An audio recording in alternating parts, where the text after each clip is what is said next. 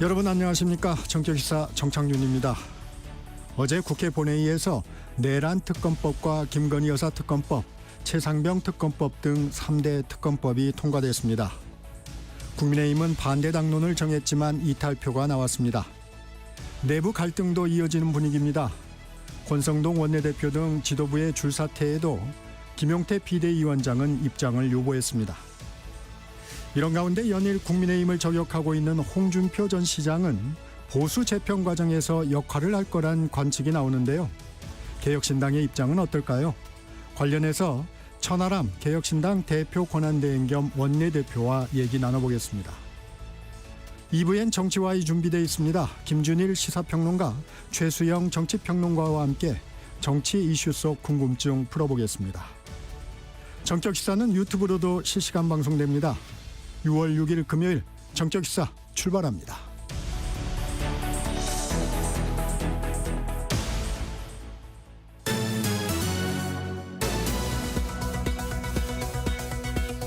뉴스브리핑 시작합니다. 세계일보 이현미 기자 나와 있습니다. 이 기자 안녕하세요. 안녕하세요. 민주당이 그동안 윤석열 전 대통령의 거부권에 막혔던 법안 처리에 속도를 내고 있습니다. 네, 김건희 여사 특검법만 해도 지난 정부 시절 3번이나 대통령 거부권에 막혀 폐기됐었는데 여당이 된 민주당은 이재명 대통령이 취임한 지 하루 만인 어제 김건희 특검법과 내란, 해병대원 특검법 등 3대 특검법을 국회 본회의에서 통과시켰습니다. 네. 이 세 특검법 모두 윤석열 전 대통령 부부를 정조준하고 있는데요.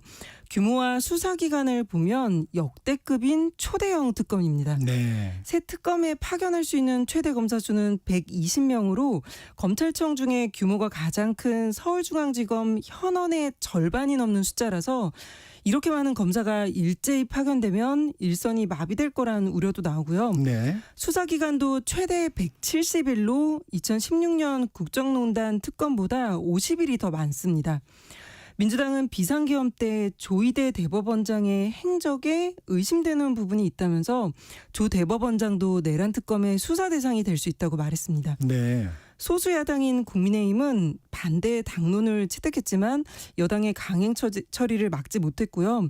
한동훈계 의원을 비롯해 국민의힘 안철수, 김재섭 의원은 이 새 특검법에 찬성표를 던졌습니다. 어제 본회의에선 검찰총장뿐 아니라 법무부 장관도 검사 징계를 청구할 수 있게 한 검사징계법 개정안도 통과됐는데 이들 법안은 다음 국무회의에서 공포될 전망입니다. 특검 추천권에 대한 논란도 있다고요? 네, 지금까지 특검은 대법원장이나 대한변호사협회가 추천하거나 여야 교섭단체가 합의해서 추천을 했고 아니면 야당에게 추천권을 줬습니다. 그런데 어제 통과된 3개 특검법은 윤석열 정부에서 발생한 사안을 다루기 때문에 당시 여당이었던 국민의힘을 배제하고 민주당과 조국혁신당이 추천권을 행사하도록 했는데 이제는 민주당이 여당인 만큼 적어도 제3자에게 특검 추천권을 주는 게 맞지 않느냐는 지적도 나오고 있습니다. 네. 조희대 대법원장이 대법관 증언법에 대해 입장을 밝혔네요. 네, 현안과 관련해 특히 국회 입법과 관련해 대법원장이 견해를 밝히는 건 굉장히 이례적인데 조희대 대법원장은 어제 출근길에 민주당이 추진하는 대법관 증언법에 의견서를 낼 거냐는 질문을 받고는 국가의 100년 대계가 걸려있는 문제라면서 공론회장이 마련되길 희망하고 있다고 밝혔습니다. 네. 민주당 주도의 대법관 증언에 완곡하게 반대 의사를 밝힌 걸로 해석되는데요. 네. 법조계에서도 대법관 한 명이 처리해야 하는 사건이 너무 많아서 인원을 늘려야 한다는 목소리가 계속 나오긴 했지만 문제는 충분한 논의와 사회적 합의 없이 대법관 숫자를 단기간에 늘리면 정치적 영향을 받을 수밖에 없어 사법부의 독립성을 위협받게 된다는 게 법원의 인식입니다. 네. 대법관 증언법은 이틀 전 민주당 주도로 국회 법사위 소위원회를 통과한 상태입니다. 헌법재판관 후보자 지명 철회도 이루어졌죠?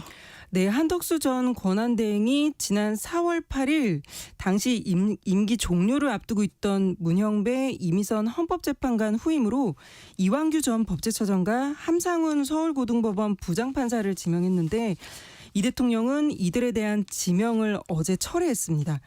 이완규 전 처장은 윤석열 전 대통령의 측근이자 비상계엄 직후 박성재 전 법무부 장관과 이른바 안가 회동을 했던 인물이라 논란이 일었는데요. 네.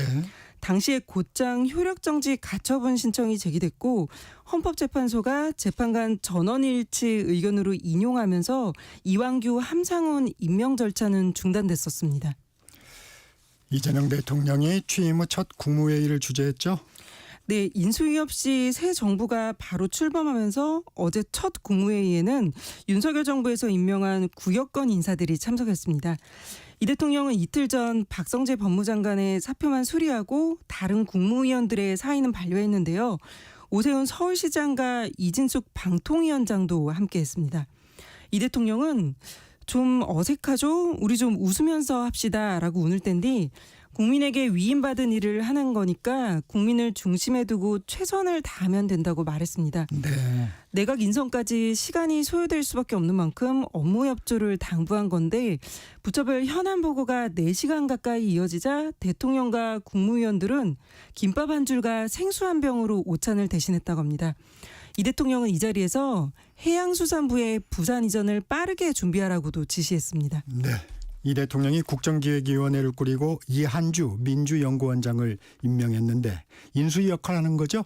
네, 대통령실은 국정기획위가 국정과제를 정리하는 인수위원회 개념의 조직이라고 공식적으로 설명했습니다. 이번 정부가 인수위 기간 없이 출범하는 만큼 이 대통령의 국정 철학을 잘 이해하고 있는 이 위원장이 낙점된 걸로 보입니다. 국정기획위는 앞으로 60일간 이 대통령의 공약과 국정과제의 우선순위를 정하고 준비부터 실행까지 전반적인 청사진을 그릴 텐데요. 정책을 추진하려면 조직 체계를 갖춰야 하기 때문에 이 대통령의 공약대로 기재부에서 예산 기능을 떼내고 기후에너지부를 신설하는 등 정부 조직 개편 작업도 국정기획위에서 우선적으로 진행할 걸로 보입니다. 이 대통령과 트럼프 미국 대통령의 전화통화가 늦어지고 있어요. 네, 취임 이튿날인 어제까지 이 대통령과 트럼프 대통령의 전화통화 소식은 전해지지 않았습니다. 문재인 윤석열 전 대통령이 당선 첫날 미국 대통령과 통화한 전례와 비교했을 때 전 세계에 지금 미국이냐 중국이냐 동맹의 양자태기를 강요하고 있는 트럼프 정부가 길들이기를 하려는 것 아니냐는 분석이 나오는데 대통령실은 시차 문제와 일정 등 각종 상황을 고려해 통화 시점을 조율하고 있고 이른 시일 내 통화 여부와 시점이 확정될 걸로 예측한다고 밝혔습니다. 선거 패배 후 폭풍이 있을 텐데 국민의힘 상황은 어떤가요? 네, 대선 패배에 따른 당 수습 방안을 논의하고 있는 국민의힘에선 지금 개파 간 갈등이 불거지고 있습니다. 네. 일단 권성동 원내대표와 비대위원들이 어제 사퇴 의사를 밝혔는데 김용태 비대위원장은 여러 의견을 듣고 있다면서 사퇴 의사를 밝히지 않았습니다.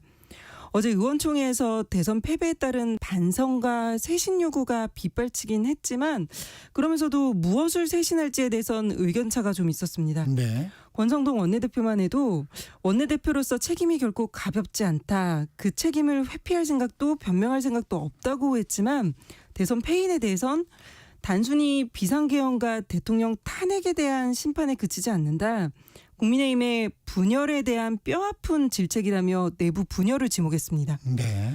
전당대회를 어떻게 치를지에 대해서도 친한동훈계에선 지도부 총사퇴해라 빨리 치러야 한다고 요구하고 있고 친윤계와 중진들은 가뜩이나 거대 여당의 입법 독재에 맞서는 것도 힘든데 리더십 공백을 만들어서야 되겠느냐. 당분간 지금의 비대위 체제를 유지하면서 차분하게 전당대회를 준비하자고 맞서고 있습니다. 네. 국민의힘은 다음 주 월요일에 다시 의원총회를 열고 이 문제들을 논의할 예정입니다. 미국과 중국 정상이 우리 시간으로 지난밤 통화를 했네요. 네, 트럼프 대통령과 시진핑 중국 국가주석이 어젯밤 1시간 30분가량 통화했다고 트럼프 대통령이 자신의 SNS에서 밝혔습니다. 네. 미국과 중국은 지난달 스위스 제네바에서 고위급 회담을 갖고 90일간 무역 협상을 위해 서로에게 부과하던 100%가 넘는 관세를 대폭 낮추기로 합의했지만 얼마 전 트럼프 대통령이 중국이 비관세 조치 해제를 약속하고도 핵심 광물과 히토류 수출 제한을 해제하지 않는다면서 중국을 비난하자 중국도 오히려 미국이 반도체 수출 통제와 유학생 비자 취소 등 차별 조치를 하고 있다고 반발했습니다. 이런 갈등을 해소하기 위해 정상 간 통화가 이루어졌고요. 네. 트럼프 대통령은 매우 좋은 통화였고 양국의 긍정적인 결론을 끌어냈다고 했고요. 양국 협상팀이 곧 결정될 장소에서 만날 거라면서 미국 측 참여 멤버도 소개했습니다. 또 시 주석이 통화 도중에 영부인과 내가 중국을 방문하도록 초청했고 나도 이에 화답했다고 전했습니다. 오늘 여기까지 듣겠습니다. 지금까지 세계일보 이현미 기자였습니다. 고맙습니다. 감사합니다. 전격시사 듣고 계신 지금 시각 7시 30분입니다. 날씨와 교통정보 듣고 전격시사 이어갑니다. 전격시사 날씨 정보입니다.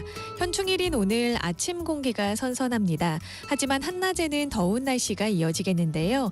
특히 강원 동해안과 경북 지역을 중심으로 낮 기온이 30도 이상으로 오르겠습니다. 낮 기온 서울 28도, 춘천과 대전, 전주, 대구 29도, 김천과 밀양 31도, 강릉은 32도까지 올라 덥겠습니다.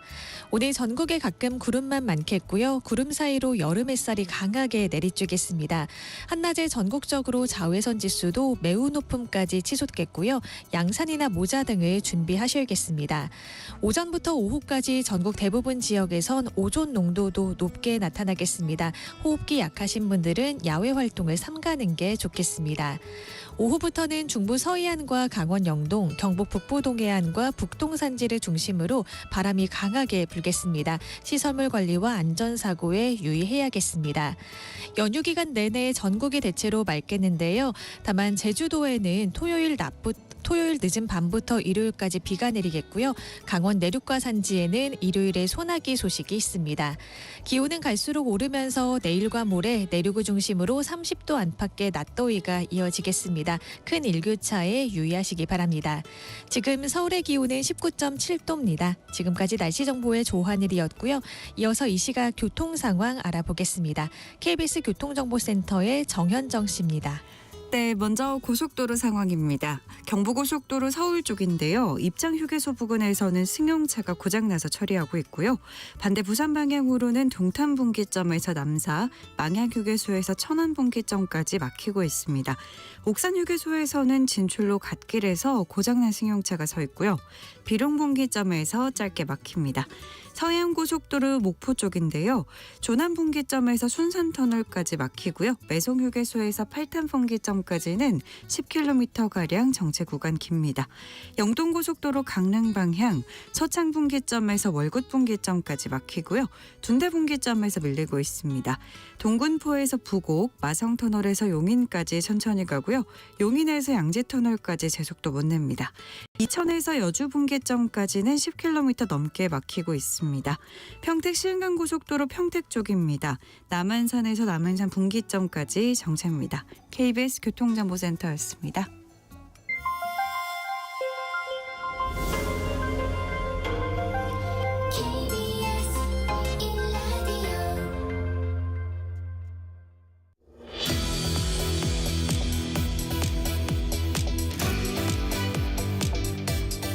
전격 인터뷰 먼저 천하람 개혁신당 대표 권한대행 겸 원내대표 나와 계십니다. 대표님 어서 오세요. 네, 안녕하세요. 천하람입니다.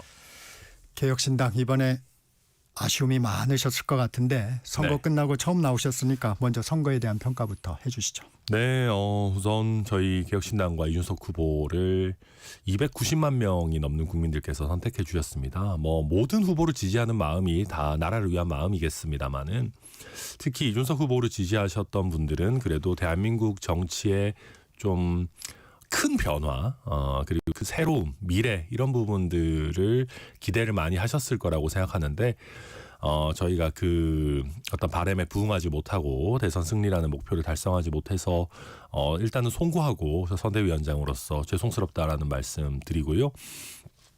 그럼에도 불구하고 저희 개혁신당 입장에서는 기존에 저희가 총선 때 얻었던 한 100만 표 정도, 네. 3% 정도 수준의 지지에서 그래도 한 거의 3배 가까이, 2배 가까이 이상, 2배 훨씬 더 넘는 수준의 지지로 조금 더 저희가 탄탄하게 만들고 그리고 당원도 2배 정도 수준으로 성장을 했습니다. 그래서 저희가 이번 대선 결과에 아쉬움이 남는 것은 사실이고 하겠습니다만 그래도 저희가 이번 대선을 치르면서 좀 쌓아 올린 것들이 흩어지지 않고 앞으로 더 성장할 수 있도록 해야겠다라는 생각이 듭니다.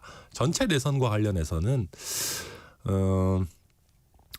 뭐 김문수 후보께서 생각보다 선전했다. 국민의힘이 그래도 막판에 네. 결집한 거 아니냐라는 평가들이 있는데 저는 그것이 김문수 후보님한테 죄송하지만 자력으로 한 것이라고 보여지지는 않습니다. 네. 대부분 이재명 뭐 현재 대통령이죠. 당시 후보에 대한 반감, 비호감도 이런 부분에서 기인한 부분들이 많다고 생각하기 때문에 저는 뭐 보수 진영 전체로 봤을 때는 좀 정신 차리지 않는다면은 굉장히 오랜 기간 홍준표 시장 말대로 아이스 에이지 그러니까 이제 빙하기가 계속되지 않겠는가 생각합니다. 이준석 후보 완주는 했지만 두 자릿수 득표율에는 실패를 했습니다. 실패 네. 원인은 어떻게 보십니까? 우선 그 이제 뭐 이 얘기를 제가 많이 하고 싶지는 않습니다만 네. 그 3차 TV 토론에서의 논란 같은 것들이 결과적으로 보면 그렇게 도움이 되지는 않았던 것 같습니다. 그리고 마지막에 특히 저희가 쭉 상승세로 갔다면은 덜했을 텐데 저희가 사실 3차 TV 토론 이후에 저희가 매일 그 네. 여론조사 돌리는데 네. 조금 빠졌다가 사실 회복이 되긴 했습니다. 그 이후에 이게 이 발언이 이준석 후보가 한 게 아니고 원본 발언이 따로 있다 이런 게 알려지면서 회복이 되는 추세였는데 이제 회복이 되다가 또 막판에 사표 방지 심리가 좀 작동을 하는 것들이 저희가 눈에 사실 보이긴 했었고요. 그것보다도 어떤 의미에서는 저희 당이 아직까지는 이준석 후보를 충분하게 서포트하기에는 당세가 좀 많이 약했습니다. 근본적으로 보면 단순히 조직과 인력의 문제뿐만이 아니라 네. 이준석 후보가 보면 굉장히 톡톡 튀는 선거운동들을 많이 하죠. 네. 정책들도 그렇습니다. 네. 기발하고 이렇게 되게 디테일한 정책들을 많이 내는데 제가 선거 끝나고 보면 더불어민주당과 국민의힘 같은 경우는 기본적인 정책의 틀이 좀 알려져 있지 않습니까? 그렇죠. 국민들한테. 네. 그러면 기본적인 어떤 입장이 있고 그걸 어떻게 약간 우클릭할 거냐 저클릭할 거냐 아니면 조금 더 기발하게 갈 거냐 하는 변주들을 쉽게 할 수 있는데 개혁신당 같은 경우는 아직 국민들께서 그러면 개혁신당의 기본적인 입장이 뭐냐가 약간 헷갈리시는 지점들이 굉장히 많이 있는 상황 속에서 네. 저희가 틀에 박힌 공약보다는 좀 톡톡 튀는 얘기들을 많이 하려고 노력하다 보니까 아직까지는 뭐 저희 내부적으로 있는 것들이 있겠지만 국민들께서 보셨을 때 개혁신당이 충분히 과연 준비되어 있느냐라는 부분들의 의구심이 있으셨으리라 보고 그게 어쩌면 이준석 후보가 가진 인물 경쟁력을 약간 감소시키는 형태로 작동했다. 그래서 수권 능력에 대한 그렇죠. 네. 안정성과 수권 능력에 대해서 그래서 저희가 남은 이제 지방선거 1년 정도 남았는데 네. 어쩌면은 저희가 뭐 좋은 인재도 수급하고 많은 것들 해야겠지만 좀 개혁신당이라는 당의 정체성을 좀 탄탄하게 좀 만드는 것 굉장히 중요한 과제로 남아 있다 생각합니다. 이 국민의힘과 민주당의 단일화 프레임이 표심 확장에 좀 제한됐다 이런 평가도 좀 할 수 있습니까? 저는 그건 정말 안 좋았습니다. 저희 입장에서 제한이 많이 됐죠. 네. 계속 그게 우리가 요새 이제 보면 그 사회적으로도 양극화, 뭐 빈익빈 부익부 이런 얘기들 많이 하지 않습니까? 저는 그게 제일 심한 곳 중에 하나가 정치권 아닌가 하는 생각합니다. 이게 시스템적으로요. 잘 되는 집, 이미 잘 되고 있는 집, 돈 많은 정당에다가 돈을 훨씬 많이 줍니다. 이번에 큰 정당들은 200억씩 국가에서 막 그렇죠. 나오고 나중에 500억 이상 보전도 받고 저희는 국가에서 15억 주셨거든요. 아니, 물론 15억도 큰 돈입니다만은 이런 정도로 격차도 많이 나는 데다가 이제 계속해서 그 거대 양당이 기득권을 지키기 위해서 신진 정치 세력이 떠오르면은 계속 종속화시키려고 니네 어차피 어디 합쳐질 거잖아. 단일화 해야지라는 그렇죠. 라는 식으로 계속해서 이제 밀어내고요. 그러니까 그런 상황 속에서 정말 쉽지 않은 승부였지만 그래도 아까 말씀드렸듯이 290만 명 이상의 국민들께서 선택해 주셨고 저희는 뭐 선거 져놓고 뭐 이렇게 뭐 떳떳하냐 하지만 저희는 진짜 그래도 자랑스럽습니다. 네. 그 저희 약속을 어기지 않고 마지막에 솔직히 저한테도 그렇고 이준석 후보한테도 그렇고 뭐 5만 군데서 연락 와가지고 단일화하자 안 그렇겠습니까? 근데 그런 유혹들을 다 이겨내고 저희가 원칙과 소신을 지켰다라는 점에서 그것이 저희 개혁신당에도 또 정치인 이준석에게도 국민들한테 거짓말하지 않았다라는 것이 큰 자산이 될 거다 생각합니다. 이준석 후보 초지일관 단일화를 하지 않겠다고 했는데 계속 물어본 건 사실입니다. 네, 계속 물어봤죠 뭐. 예. 네, 단일화 실패로 제기되는 보수 패배의 책임론은 부담되지는 않으세요? 예, 저는 그러니까 이게 이제 국민의힘에서도 이 얘기를 세게 안 하는 게요. 다들 아세요. 그러니까 김문수 후보가 되는 순간 단일화는 물 건너갔다는 걸 그분들도 다 알고 계십니다. 그러니까 아마 많은 국민들께서도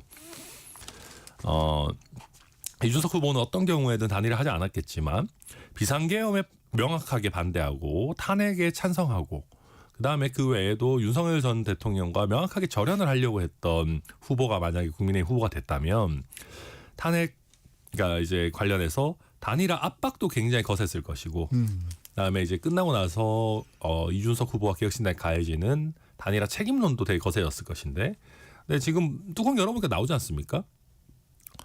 김문수 후보 뒤에 사실 윤석열 전 대통령, 황교안 전 총리, 정광훈 목사 이런 분들이 쭉 이렇게 계시는 것 같은데 제 느낌입니다만, 실제 지지 선언도 많이 하시고, 그분들하고 이준석 후보하고 원팀을 할 수는 없는 거거든요. 그러니까 이거는 그런 면에서 결이 다르다라는 게 명확했다라고 보고요. 그리고 저는 이 자리를 빌어서 국민들한테 여쭤보고 싶은 거는 그런 거예요.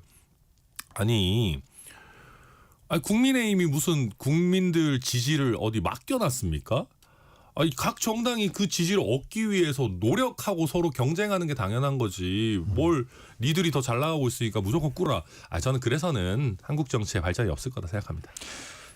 개혁신당의 이번에 득표 현황을 보면 20, 30대 남성들의 지지를 받은 반면 여성들의 지지는 적었습니다. 이 부분은 좀 어떻게 보완해 나갈 생각이세요? 네, 저도 아시게 생각하고요. 다만 20대 같은 경우에도 전체 득표율에 비해서는 20대 여성 득표율이 더 높은 상황이었기 때문에 네. 남성에 비해서는 조금 아쉽지만 그래도 세대적 지지를 확보를 했다라고 생각합니다. 앞으로 저희는 그렇다고 해서 남성과 여성을 구별해서 남성을 우대하거나 여성을 우대하거나 하는 그런 좀 포퓰리즘적 접근을 하지는 않을 것 네. 같습니다. 다만 저희는 끝까지 미래 세대의 어떤 지속 가능성을 확보하려는 얘기를 남녀 불문하고 좀 꾸준히 하려고 합니다. 그러다 보면 아마 여성 지지율도 좀 계속해서 올라오지 않을까 생각하고요. 그 외에 저희가 더 급하다고 생각하는 부분 중에 하나도 다 똑같이 급하지만은 사실은 윗세대들의 지지를 좀 확장하는 부분들입니다. 그래서 저희가 이번에 대선을 치르는 과정에서 너무 또 20대 30대만을 강조했던 것은 아닌지 조금 좀 세대적 확장을 도모해야 될 필요는 없는지 이런 부분도 저희 꼼꼼히 살피고 있습니다. 이 선거 비용 현실적으로 대단히 중요합니다. 네, 맞습니다. 당에선 적자는 아니라고요? 네, 다행히 저희가 이제 제가 하면서 이준석 후보 참 독하다 생각한 게 네. 돈을 진짜 아꼈습니다. 굉장히 극한의 효율을 강조하고 아마 제가 생각할 때 국민의힘이나 민주당은 전국에 유세차가 200대가 넘었을 거고 선거 유세원들이 수천 명 단위일 겁니다. 근데 저희는 유세차가 5대 전국 전체 합쳐가지고 그다음에 선거 운동원이 제가 알기로 돈 받는 분이 정말 100명 단위를 넘어가지 않을 겁니다. 그러면 그 5대가 전국을 돌았나요? 네, 전국을 돌았습니다. 그렇기 때문에 저희가 일단 쓴 돈 자체가 그렇게 많지 않고 그리고 또 많은 분들이 저희가 사실 그렇게 지지율이 높지 않았음에도 불구하고 개혁신당의 이준석 후보가 대한민국 정치를 바꾸려는 어쨌든 정말 의미 있는 도전을 한다라고 해서 굉장히 많이 후원들을 또 해주셨습니다. 그래서 다행히 저희가 큰 문제 없이 선거를 마칠 수 있게 됐다.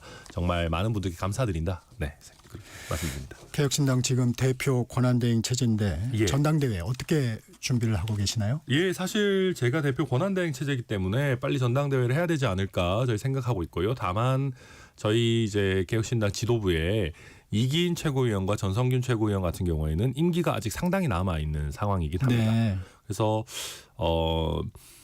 그래서 저희가 이제 그 두 분 이기인 전성균 최고위원과 조금 협의를 해야 되는 부분이어서 협의를 좀 마치고 아마 다음 주 정도에 좀 구체적인 일정이라든지 이런 부분들은 발표할 수 있지 않을까 기대하고 있습니다. 저는 뭐 올해 저도 지금 일단 제 타이틀이 너무 길잖아요. 무슨 대표 권한대행 경우 무슨 뭐 합스부르크 왕가 자기도 아니고 너무 긴 것들은 좀 심지어 선거 전엔 더 길었어요. 여기에 플러스 상임선대위원장이었기 때문에 그래서 너무 긴 그 직위를 갖고 있는 것은 문제가 있다 항상. 그래서 조금 전당대회는 해야 되고 저는 좀 빨리 했으면 좋겠다 생각합니다. 올해 안에는 올해 안이 아니라 아마 뭐 여름 때 여름에는 해야 되지 않을까 생각합니다. 예. 이준석 의원, 예. 선거법이나 사법체계, 국회법 등 게임의 룰에 관한 건 여야 합의 처리해야 한다는 입장을 밝혔는데 네.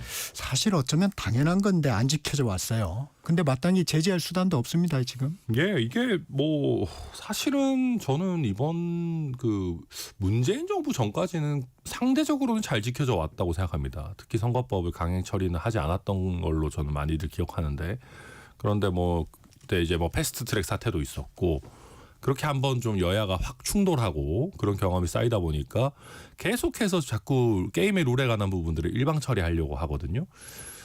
제가 얼마 전에 이제 이재명 대통령 취임하고 첫 오찬을 하면서 네. 사법부 독립과 관련한 부분들은 좀 신중하게 이렇게 밀어붙이기식으로 안 하셨으면 좋겠다라는 우려를 말씀드렸고 대통령께서도 일정 부분 뭐 공감하신 것 같습니다. 오늘 네. 뭐 단독 기사 나온 거 보니까 그 이후에 박찬대 원내대표와 상의를 해서 그 대법관 증언법의 처리를 좀 스탑시켰다라는 보도도 나오던데 저도 뭐 그때 이제 그 이재명 대통령의 태도로 봤을 때는 충분히 조금 시간 조절, 속도 조절을 하시려는 태도를 좀 엿보기도 했었습니다. 마찬가지로 사법부 독립에 관한 내용을 너무 이렇게 밀어붙이듯이 처리하는 것이 삼권 분립의 원칙에 반하듯이 이제 이준석 의원이 쭉 얘기한 게임의 룰에 대한 부분들 이거는 아무리 숫자가 확보되어 있고 여당이라고 해도 밀어붙이면 안 되는 거죠. 그래서 이런 부분들을 정말로 야당과 충분히 협의하면서 합의 처리를 하는 것이 당연히 마땅하다 생각합니다. 국민의힘 상황 좀 알아보겠습니다. 국민의힘 선거 패배의 후폭풍이 불고 있습니다. 권성동 원내대표를 비롯해서 비대위원들은 사퇴했습니다. 김용태 비대위원장은 결정을 좀 미룬 상황이고요. 국민의힘 상황 어떻게 보고 계세요? 저는 김용태 비대위원장 뭐 저랑 나름대로 인간적으로도 네. 친분이 있고 또 저는 이번 선거에 있어가지고 김용태 비대위원장의 존재가 국민의힘에 굉장히 소중했을 것이다.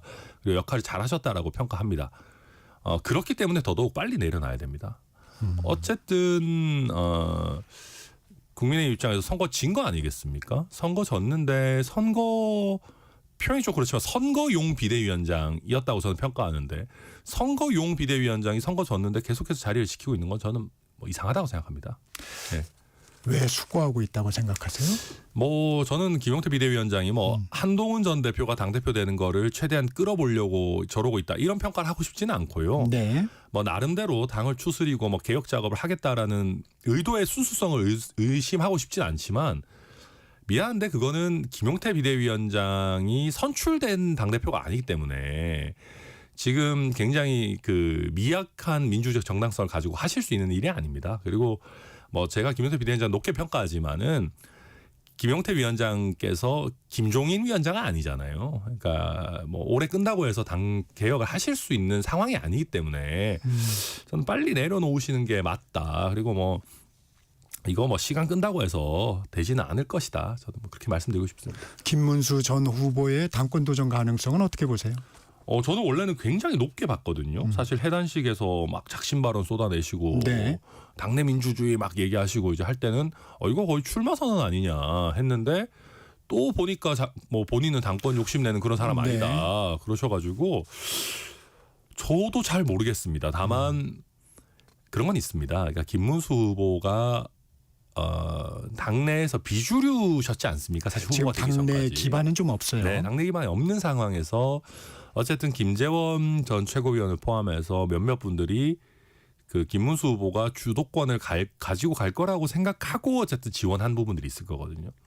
그래서 김문수 후보는 워낙 또 사람이 좋으신 분이기 때문에 본인은 욕심이 없더라도 본인 선거를 도왔던 사람들 뭐 지방선거에서 어쨌든 좀 좀 도와라도 주고 뭐 김재원 전 최고위원 같은 분은 대구시장 생각 있지 않겠습니까? 그러면 그런 분들의 등살에 못 이겨서라도 결국은 하게 되실 수도 있지 않겠는가. 뭐 저는 그렇게 전망합니다. 예. 지금 국민의힘의 당내 갈등이 보수 재편으로 이어질 가능성은 어떻게 보세요? 그렇게 되기 위해서는 한동훈 대표가 조금 더 결기를 다지셔야 됩니다. 그러니까 저는 한동훈 전 대표가 비상계엄 해제하고 하는 과정에서 되게 의미 있는 역할을 하고 개혁의 목소리 내는 거 되게 좋다고 생각하는데요. 사실 지난번 그 국민의힘 경선 과정도 자세히 보면은요. 한동훈 대표가 개혁이냐 아니면 당내 다수 당원의 지지 확보냐 사이에서 고뇌하시는 게 느껴집니다. 그리고 사실 정치인이니까 어쩔 수 없는 거지만 그러다 보면 약간 왔다 갔다 하시는 부분들도 있다고 저는 생각하고요. 특히 그 비상계엄 이후에 뭐 한덕수와의 공동정부론 뭐 이런 것도 저는 되게 이상했다고 보지만 그 이후에도 어쨌든 그 전당대회에서 이겨야 된다는 것 때문에 개혁의 칼날이 되게 예리했다가 또 무뎌지기도 했다가 메시지가 저는 약간 왔다 갔다 한다고 보거든요. 근데 그렇게 되게 되면은 이번 전당대회 때도 또 비슷하게 갈 수 있어요. 다수 당원의 지지를 확보한다라고 하면은 이게 결국은 당내 개혁이 명확한 아젠다가 되기보다는 또다시 그냥 인기 투표 비슷하게 그냥 한동훈 좋은 사람 여기 모여라, 김문수 좋은 사람 여기 모여라, 뭐 아니면 뭐 친윤들은 또 기를 쓰고 뭐 누구 하나를 또 대표 선수로 내보내고 조직세로 우리는 찍어 누르겠다. 그러니까 그런 형태가 되면은 아마 장담컨대 보수 개혁이나 국민의힘 뭐 혁신 이런 얘기는 다 들어가고 또다시 그냥 세력 다툼으로 귀결될 가능성이 전 매우 높다. 그렇게 걱정이 됩니다. 이 홍준표 전 시장과 이준석 의원이 보수 재편의 구심점이 될 가능성은 없을까요? 저는 홍준표 시장께서 비록 뭐 정치 그만하겠다 뭐 이런 말씀하셨지만 안 그만하실 것 같아요. 느낌이 안 그만하실 것 같고 또 역할이 있을 것 같습니다. 말씀하신 것처럼 뭐 홍준표 시장과 이준석 의원이 함께 하든 아니면 뭐 각자 뭐 어떤 역할들을 하면서 또 적절한 시기에 어떤 합을 맞추든 뭐 형태는 저도 정확히는 모르겠지만은 아마 제가 아까도 말씀드렸듯이 국민의힘의 쇄신 시도나 전당대회가 약간 난장판이 될 가능성이 높고 그렇게 되면 자연스럽게 홍준표 시장이 활동할 수 있는 정치적 공간도 굉장히 넓게 열릴 것이다. 그리고 그 공간이 이준석 후보와 협업하기에도 나쁘지 않은 상황이 되지 않겠는가. 저는 뭐 그렇게 전망하지만은 결국 모든 거는 홍준표 시장의 결단에 달려 있다 생각합니다. 이 국민의힘 김대식 의원은 정계 은퇴에 대해서 그런 얘기를 하더라고요. 국민의힘에서 은퇴한 것이다. 그런 말씀을 하시던데 네. 대표께서는 홍 전 시장 예. 언제든 환영한다고 하셨는데 네. 이유는요? 뭐 홍준표 시장님이 이제 제가 요즘 내시는 메시지들을 보면 욕심보다는 굉장히 큰 틀에서 핵심을 딱 관통하는 메시지들을 네. 내십니다. 네. 그런 사람의 존재는 한국 정치에서 항상 필요합니다. 사실 우리 한국 정치가 존경할 만한 선배 정치인이 매우 드뭅니다. 그래서 저희가 뭐 농담 반 진담 반으로 선거 때 누구를 영입하면 좋을까 막 고민하지 않습니까? 뭐 저희가 영입한다고 다 오시는 건 아니겠지만 정말 영입 희망에 들어갈 만한 분들이 그렇게 많지 않습니다. 이분을 모셨을 때 표가 늘어날까 쉽게 얘기해서 단정할 수 있는 분이 많지 않아요. 네. 그런데 저는 지금의 홍준표 시장님은 이분과 함께 했을 때 국민들이 굉장히 공감도도 높아지고 단적으로 얘기했을 때 표도 늘어날 만한 굉장히 민심에 부합하는 정치인이다. 뭐 저는 그렇게 생각하고요. 아마 홍준표 시장께서도 대통령만 못 해보셨지 뭐 굉장히 성공한 정치인이시기 때문에 앞으로도 이렇게 딱 핵심은 관통하는 메시지들을 적확하게 내주시지 않을까 생각합니다. 어제 본회의에서 3대 특검법이 통과가 됐습니다. 국민의힘이 당론으로 반대한 것은 어떻게 보세요? 뭐 조금 아쉬운 지점이긴 합니다. 저는 뭐 특히나 본인들과 직접적인 이해관계가 있다고 볼 수 있는 뭐 김건희 특검법이나 뭐 비상계엄 특검법 같은 부분은 그렇다 치더라도 최소한 최혜병 특검법 같은 경우는 조금 당론 찬성을 했었어도 좋지 않았을까 그런 생각을 하고요. 물론 국민의힘에서 이야기하는 논리도 타당한 부분이 있습니다. 여당이 무슨 특검이냐. 게다가 여당이 특검을 하면서 왜 여당이 추천하냐. 게다가 뭐 특검의 규모도 그렇고 기간도 그렇고 이건 무슨 뭐 너무 지나치게 매머드 특검 아니냐. 저도 그런 논리들은 다 일정 부분 공감하는데요. 그럼에도 불구하고 아마 많은 국민들께서는 맞을 때는 맞으라는 심정일 겁니다. 니들이 뭘 잘했냐. 네. 조금 과도하다 싶은 그 몽둥이라도 지금은 맞는 태도를 보이고 윤석열 정부와 모든 걸 단절하고 그때 했던 모든 잘못들은 처단받고 새롭게 시작하라는 것이 아마 국민의 명령일 것인데 결국 그런 회초리를 솔직히 피하지도 못하잖아요. 어차피 맞아야 되는 회초리인데 저는 오히려 기껍게 맞겠다. 비록 민주당이 때리는 회초리지만 국민이 때리시는 회초리라고 생각하고 맞겠다라고 했으면 더 좋지 않았을까 하는 아쉬움이 있습니다. 네, 오늘은 여기까지 듣겠습니다. 지금까지 천하람 개혁신당 대표 권한대행 겸 원내대표였습니다. 고맙습니다. 네, 감사합니다. 정책시사 1부 여기서 마칩니다. 잠시 전하는 말씀 듣고 2부로 이어집니다.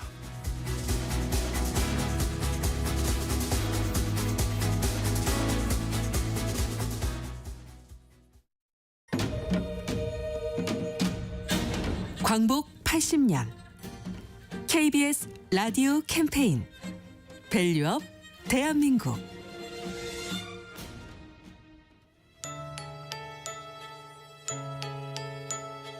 안녕하세요. 저는 전통 자개 명장 이영옥입니다. 제가 하고 있는 자개 공예는 재료도 영혼과 같고 일하는 과정도 영과 혼이 정말 닳고 마르도록 계속 반복하는 작업이 지나야지 완성이 돼가는 그런 작업이거든요. 자르고 갈고 닦고 또 자르고 갈고 닦고 그렇게 할수록 더 빛이 나고 영롱해져 가요. 이 영롱함이 사람들에게 안겨지기를 저는 많이 바랬어요. 예전에 엄마들이 자개를 장을 가지는 게 로망이었거든요. 지금은 큰 장롱이 들어갈 곳이 없어졌어요.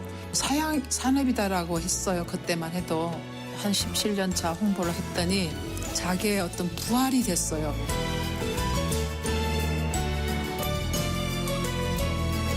제일 제가 정말 뿌듯한 거는 젊은이들이 335 모여서 자개가 정말 이런 거였구나 밖에 느끼고 만들고 가니까 행복해하는 그런 모습을 보면서 너무 뿌듯하죠. 자개는 그 자체가 만들기만 하면은 광을 내요. 우리나라에서 정말 더 많이 알려줬으면 좋겠습니다. 광복 80년 우리가 가야 할 길을 묻습니다. KBS 라디오 캠페인 밸류업 대한민국이었습니다.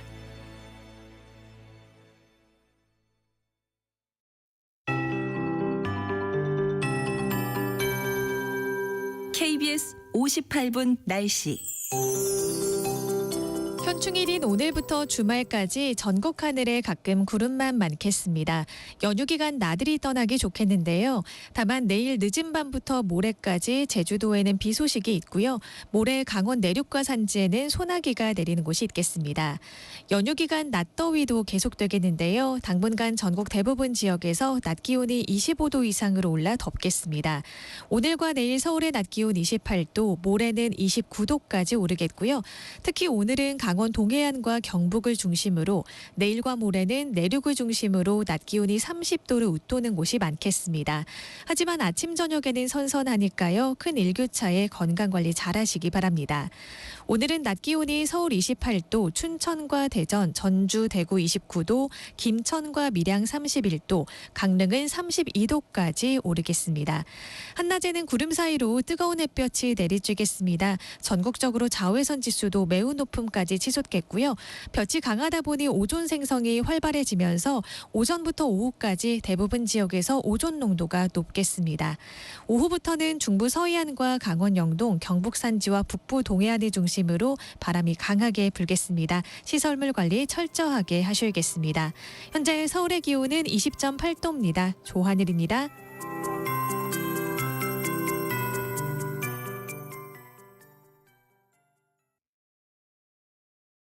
정성을 다하는 국민의 방송 KBS가 8시를 알려드립니다. AM 711kHz, FM 97.3MHz, KBS 1라디오입니다. HLKA.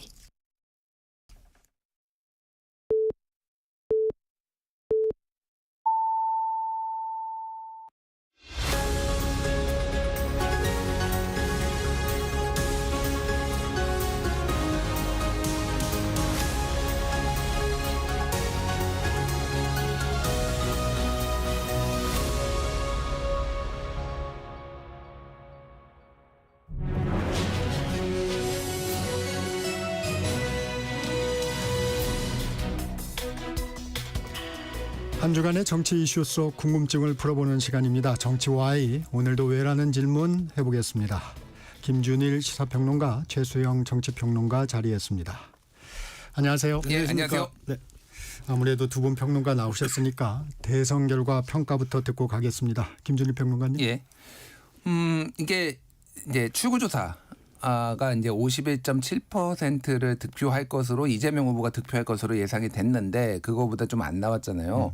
아, 수치를 보면서 좀 절묘했다 이런 생각들이 많이 들어요. 저는 2024년 지난해 총선이 생각이 났는데 그때 200석 범야권 200석 얘기가 나왔어요. 당시에. 워낙 정권 심판론이 강했기 때문에. 근데 막판에 이제 뚜껑을 열어보니 특히 이제 PK 이제 부산 지역 같은 경우에는 민주당이 10석까지 바라본다 이런 얘기들이 중간에 나오다가 막상 뚜껑을 열어보니 전재수 의원 한 명만 되고. 그렇죠. 예, 뭐 큰 표차는 아니었어요. 그럼에도 불구하고 이제 상당수의 민주당 후보들이 낙선을 했잖아요. 그게 이제 막판에 보수 결집 그리고 소위 말하는 이제 견제 심리.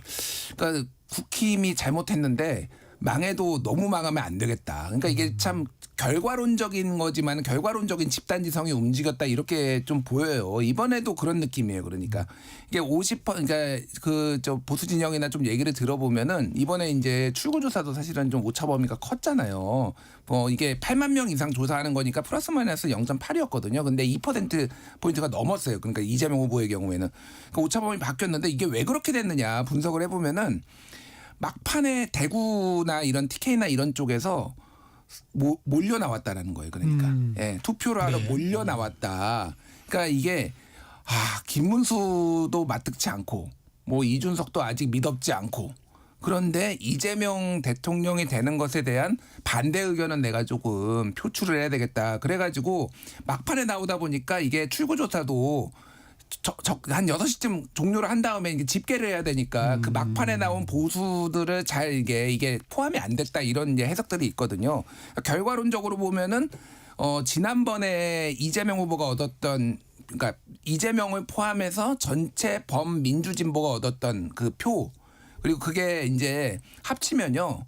그러니까 심상정의 2.3과 이제 이재명 후보의 47점 몇 %, 그거를 합치면요. 50.2 정도 됩니다. 근데 이번에 이재명 그렇죠. 후보와 그리고 권영국 후보를 합치면 50.4예요. 그러니까 이게 큰 틀에서의 어떤 진보 보수 소위 말하는 이 진영에서의 그게 표가 크로스오버돼서 넘어가지는 않았다. 하지만은 비상계엄에 대한 평가들은 있었던 게 정권 교체론이 대략적으로 60% 정도 좀 안 되거나 그저 58에서 60 정도 여론조사 보면 계속 나왔거든요. 그러니까 그거를 이재명, 이준석, 권영국을 합치면 대략 60 가까이 나옵니다. 59, 60. 그러니까 그런 식으로 이 구도가 짜여졌다. 뚜껑을 열어보니. 그래서 국민의힘이 생각보다 많이 41.15 김문수 후보가 얻었는데 이게 득이 될지 독이 될지는 우리가 좀 지켜봐야 되는 게 뒤에 좀 얘기를 해야 되죠. 국민의힘의 내용이 지금 이 딱 정신승리하기 좋은 수치가 나와가지고 각자 지금 해석 투쟁에 지금 들어간 상황이다. 예. 최수영 평론가. 네, 저는 뭐 지금 그 흠잡을 데 없는 논평을 해주셔가지고 뭐 저도 뭐 거기에 더 한 것보다는 오히려 저는 단일화를 안 했기 때문에 이제 이재명 후보가 50을 못 넘은 거잖아요. 단일화를 이번에 만약 김문수 후보와 이준석 후보가 했으면은 제가 보기에 이준석 후보의 표가 정확히 갈렸을 겁니다. 그게 보수로 다 안 왔을 거예요. 그러면 이재명 후보 대통령은 아마 과반이 훨씬 넘었을 거고. 그다음에 이제 김문수 후보도 조금 사실 단일화를 조금 했으면 오히려 넘었죠. 저는 그게 오히려 그래서 이제 지금 말씀하신 것처럼 총평을 해보면은 그러니까 저는 이제 이준석을 범보수로 보니까 보수와 진보의 합이 5대 5였다. 지금 정확히 그렇게 나타나잖아요. 그런 측면에서 전 국민이 굉장히 그 절묘한 균형 심리를 발휘해 줬다라고 생각을 하고 오히려 이준석이 완주함으로써 향후 보수 재편의 좀 아까 동력, 씨앗 이걸 남겨뒀다고 저는 보고요. 기본적으로 이번 대선에서 저는 거꾸로 사실 어찌 보면 저도 비슷한 동의하는 지점이 뭐냐면 이재명 후보가 여론조사에서 훨씬 앞섰음에도 불구하고 그 표는 가져오지 못했다. 그러니까 마지막에 결국 국민들이 야 이게 거여에다가 행정 권력 다 주는 게 이게 맞느냐는 그 마지막에 견제 심리가 저는 미묘하게 작동했던 걸로 봅니다. 그래서 어찌됐건 이재명 후보에게 저는 이재명 대통령에게 굉장히 득이 된 저는 표다. 왜냐하면 과반이 넘었어 보십시오. 일단 심리적으로 달라집니다. 그 폴 라이트 교수인가요? 그 이제 미국의 대통령학 전문가인데 이분이 성공하는 대통령이 3가지 조건을 꼽았잖아요. 그러니까 성공할 가능성이 높은 첫 번째가 자기가 소속한 정당이 의회의 과반을 넘어야 한다. 두 번째가 본인이 당선될 때 과반 이상의 득표를 해야 한다. 세 번째가 현재의 지지율을 관리해야 한다. 이 3가지인데 이제 2가지는 충족이 거의 되는 거고 네. 현재의 지지율을 어떻게 관리해내느냐. 그건 뭐 5년 단임제 대통령제하에서는 지지율만큼 일하는 게 숙명이니까 그런 측면에서 이재명 대통령에게 굉장히 이번 선거 자체가 약간 교만하지 않게도 하면서 어쨌든 성공할 수 있는 대통령의 3가지 요건 중에 2가지 요건을 마련해 줬다. 나머지 하나 이재명 대통령은 정치인 출신이기 때문에 지지율 관리를 이걸 정교하게 해낸다 그러면은 이번 대선 승리의 어떤 득표 50을 안 넘은 게 오히려 저는 그 근사치에서 사실 이걸 넘었다고 그렇죠. 해도 되고 안 넘었다고 그렇죠. 아주 그 경계에 남아 있는 게 그래서 저는 오히려 독보다는 아주 득이 된 이번 선거 결과 같다고 생각합니다. 김준일 평론가님. 예. 지역별 표심은 좀 어떻게 보셨어요? 그러니까 이거 뭐 그 지도로 보면은 왼쪽은 파랗고 오른쪽은 빨갛고 이거 뭐 우리가 많이 봐왔던 거잖아요. 네. 근데 세부적으로 들여다보면은요. 이제 큰 광역단체를 그렇게 보면 그렇지만 세부적으로 이제 볼 필요가 있는데 예를 들면은 서울 같은 경우에는 2022년 대선 같은 경우에는 전체적으로 보면 한 5%포인트 윤석열 후보가 앞섰어요. 네. 그래서 그거를 구별로 보면은요. 절반 정도가 그러니까 강남을 중심으로 해서 그 위쪽으로 이렇게 좀 강북까지 먹어 들어간 이런 빨간색이 이렇게 보였거든요. 이번에는 그런데 김문수 후보가 더 얻은 데가 딱 4군데가밖에 없습니다. 강남, 서초, 송파, 용산. 이게 그런데 지난번 총선에는 여기에서 뭐 마포도 하나 국민의힘이 더 가져가고 도봉갑도 가져갔지만은 큰 틀에서 보면은 비슷해요. 경기도도 비슷합니다. 그러니까 이게 큰 틀에서 보면은 지난해의 정권 심판론이 그대로 작동했다. 예, 그대로 작동했다라는 거 오늘 중앙일보 기사가 나왔는데 108석 얻었잖아요. 그러니까 지역구 이제 비례를 합쳐서 이거를 만약에 지금의 대통령 투표로 만약에 총선에 대입을 해보면은 국민의 의석수는 99석이라는 거예요. 더 줄었다라는 거예요. 그러니까 네. 그거는 각 개인 그 지역구별로 총선에서는 또 후보의 평가들이 인물을 있으면 배제하고 예. 봤을 때 그러니까 인물들이 몇 명씩 경쟁력이 있어서 표를 더 가져간 거지 그때보다도 그 여론은 더 안 좋아졌다. 그래서 이 정권 심판론을 사실은 극복을 하기가 쉽지는 않았죠. 비상계엄 내란이 벌어졌으니까. 그럼에도 불구하고 아까 전에 말씀드렸던 41.15가 김문수 후보가 얻었다라는 거는 상대적으로 어쨌든 오랜만에 정치를 하신 분이고 경쟁력이 떨어진다라는 평가가 많았잖아요. 그러면은 비상계엄에 대해서 반대하고 내란에 그러니까 그 탄핵에 대해서 찬성한 분이 만약에 국민의힘에서 후보로 나왔다라면은 정말로 초박빙으로 갔을 수도 있겠구나. 이게 그럼 결과적으로 보면은 국민의힘의 그 판단들 지도부의 판단들 한덕수 옹립하고 뭐 보이지 않는 손이 개입해가지고 뭔가를 하렸던 이거에 대한 책임을 안 물을 수가 없는 그런 상황이 돼버린 것 같아요. 예. 그래서 홍준표 전 시장은 이길 수 있는 선거였다 뭐 이런 얘기를 하는 것 같은데 최소영 평론가님 네. 주목하신 지역 있으세요? 저는 뭐 주목했던 전 TK였어요. 왜냐하면 원래 보수정당 그러니까 국민의힘 계열의 보수정당에서 승리하는 공식 법칙이 TK가 투표율 80에 득표율 80입니다. 근데 이번에 투표율은 됐어요. 80 나왔잖아요. 그런데 득표율은 어떻게 나왔습니까? 70이 안 됐어요. 그러니까 저는 그게 굉장히 큰 이제 말하자면 그 페이니까 상징하는 요소라고 저는 생각을 하는 겁니다. 그러니까 물론 이준석도 나왔고 뭐 그랬으니까 분산될 수밖에 없었다는 얘기보다는 저는 TK가 전략적 투표를 안 했다는 얘기죠. 그만큼 이미 심리적 기반이 형해화돼 있고 무너져 있는 상황이었다. 그러니까 저는 이번에 출구조사가 틀린 거 딱 하나라고 봅니다. 샤이 보수가 너무 많았어요. 김문수 찍고도 밖에서 김문수 찍었다 말 못하는 상황이었어요. 그러니까 사실 출구조사하면 제일 정확하잖아요. 찍고 뭐 저는 많은 분들이 그 앞선 사전 투표의 보정이 좀 불확실했기 때문에 본투표가 틀렸다고 하지만 사전 투표의 조사 방식은 언제나 똑같았습니다. 그거는 사실상 어찌 보면은 기본값 디폴트로 봐야 돼요. 그런데 본투표에서 김문수 찍고 나 안 찍었어요라고 대답한 게 너무 많다는 겁니다. 그러니까 투표장 가기 전에도 샤이 보수가 있었지만 네. 투표하고도 샤이 보수가 많았다는 거예요. 그게 저는 TK에서 드러났기 때문에 TK가 그런 상징성 있는 이번에 표심을 보여줬으니 다른 데서 어떻게 이기겠습니까? 특히나 중도 수도권, 충청, 뭐 스윙 보터 지역이라는 데는 말할 것도 없죠. 그런 측면에서 저는 그래서 심지어 TK도 이렇게 전략적인 투표를 못하는 심리적 혼돈 상태에 앙음에 있었기 때문에 그럼 국민의힘이 지금 뭘 봐야 하느냐. 전통적 지지 기반마저 부끄러워했다는 사실을 주목해야죠. 그러면 쇄신과 혁신의 출발 어디서 해야 되느냐. 문제의 원인을 진단하는 데부터 출발해야 되는데 지금 뭐 나중에 저도 얘기하겠지만 네. 표피적인 상황을 해놓고 이걸 가지고 해석론자들이 이제 서로 이제 이게 그 당파 싸움 하듯이 이게 이제 뭐 상복을 며칠 입어야 하느냐로 이제 논쟁을 하던 예속 논쟁처럼 저는 지금 엉뚱한 길로 가고 있다고 봅니다.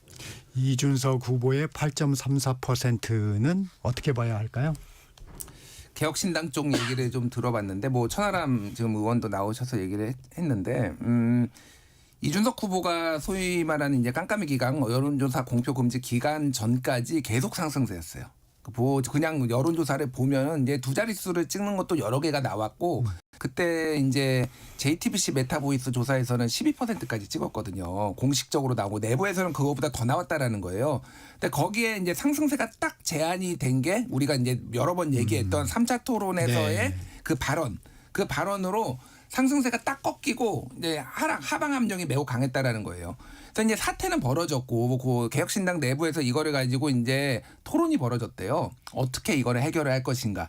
근데 시니어 그룹과 주니어 그룹의 판단이 좀 많이 달랐다라는 거예요. 무슨 얘기냐면 시니어 그룹은 쉽게 얘기를 하면 이거 석고대제해야 된다. 이거 굉장히 영향력이 클 거다 이거라고 얘기를 했는데 주니어 그룹에서는 쉽게 얘기하면 정면 돌파하자.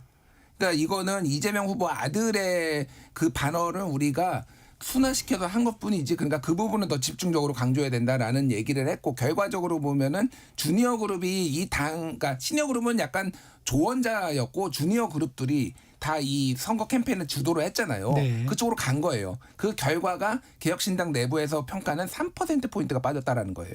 네, 그 결과가. 그러니까 이게 사건이 벌어진 것도 제가 지난번에 말씀드렸지만 집단 사고 그룹싱킹에 이제 오류가 있었는데 그 대처도 그렇게 됐고 그 결과가 3%포인트가 빠진 거는 두 자릿수 찍을 수 있었다는 얘기입니다. 쉽게 얘기를 하면은. 예, 이거는 뼈 아프게 개혁신당이 이제 반성을 해야 되는 거고 이준석 후보도 모든 책임은 나에게 있다 이런 얘기를 했는데 그럼에도 불구하고 8.3을 찍었다라는 거는 대단한 게 그러니까 우리나라에서 제3 후보가 두 자릿수를 찍은 경우는 이제 예전에 92년에 정주영 그리고 뭐 97년에 이인재 그리고 뭐 이회창 후보도 이제 2007년에 15%를 찍었고요. 그리고 이제 안철수 이런 분들이 있다면 그분들의 정치적 중량감과 그리고 지역을 기반으로 한 정당들이었잖아요. 근데 나머지 후보들은요. 예를 들면은 뭐 2017년에 유승민 6.8이었어요. 6.8. 7이 안 돼. 10을 넘은 후보는 없고 역대 후보들 중에서 1987년에 JP 김종필이 8.1을 얻었거든요. 그거보다도 더 얻었습니다. 그러니까 이 덩어리들 소위 말해서 2030 남성을 중심으로 한 이거는 강고하고 꽤 코어가 단단하다고 제가 말씀드렸잖아요. 네, 그랬죠. 그 부분을 다시 한번 확인을 한 거예요. 그러니까 당장은 이준석 혼자로는 뭘 하기 힘들지만은 이준석이 끌고 와가지고 뭔가를 그 국민의힘의 보수의 보완제가 됐을 때는 파괴력이 있다. 그게 지난 2022년 대선의 세대포 이론. 그거를 다시 한번 확인을 할 수 있었다라는 건데 다만 내년 지방선거에서 독자적으로 개혁신당이 생존할 수 있을 것이냐. 이거 10%가 안 넘으면은 보전 받을 가능성이 없잖아요. 그러면은 좋은 인재가 안 갈 거예요. 그게 이제 굉장히 큰 숙제가 됐다. 그래서 내년 지방선거 때 개혁신당이란 이름이 없을 수도 있겠다. 저는 그런 생각이 들어요. 예, 그러니까 합당이나 정계 개편을 통해서 없어질 수도 있겠다. 예. 네, 그 얘기 조금 이따 네, 해보고요. 네.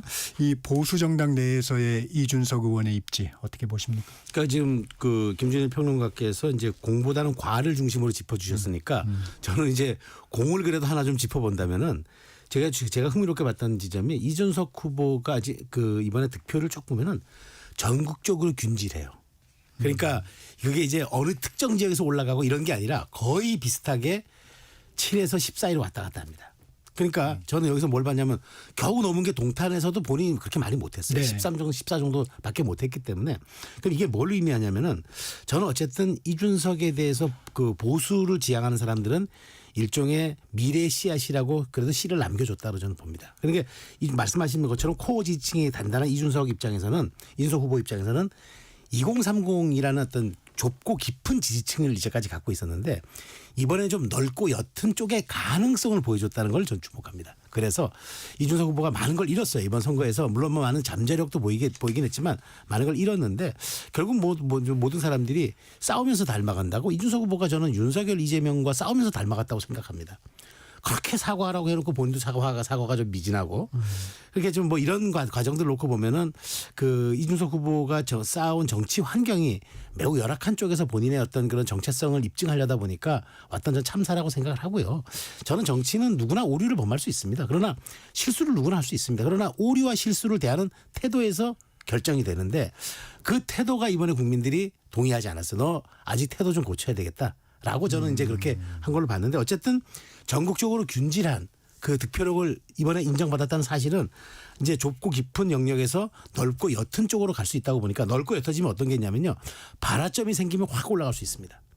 이게 좁고 깊으면 그게 안 움직이는데 그런 측면에서 이번에 하나의 그 큰 어떤 본인의 오류를 통해서 잠재력은 어쨌든 잠재력 지표는 확인을 했기 때문에 저는 이런 점들을 앞으로 보수 지역에서 말씀해 주셨으니까 저는 그거를 이제 자산으로 삼아야 한다. 그럼 뭐냐면 제가 지금 동의하는 건 그 개혁 신당과 지방선거 전에는 국민의힘이 아마 뭐 합당한다든가 뭐 연대한다든가 쉽지 안 할 겁니다. 왜냐하면 서로의 사정이 그렇게 되지는 못해요. 그런데 총선을 앞두고는 원래 분구 피랍 분구라고 이제 합해지고 너무 이렇게 분화하고 하는 게 있는데 총선 때 이준석 후보가 그 사이에 어떤 여러 가지 본인의 오류와 이런 걸 딛고 잘 성장해내서 원래 총선은 진보 대 보수의 1대1 구도 치르는 게 맞습니다. 그래야지 그나마 이제 거여에 맞설 수 있으니까 그때까지 잘 준비한다면 저는 이준석 후보가 상당 부분 그래도 그때는 재기할 수 있는 길인데 다만 이 지방선거까지의 빙하기를 어떻게 건널 것인가.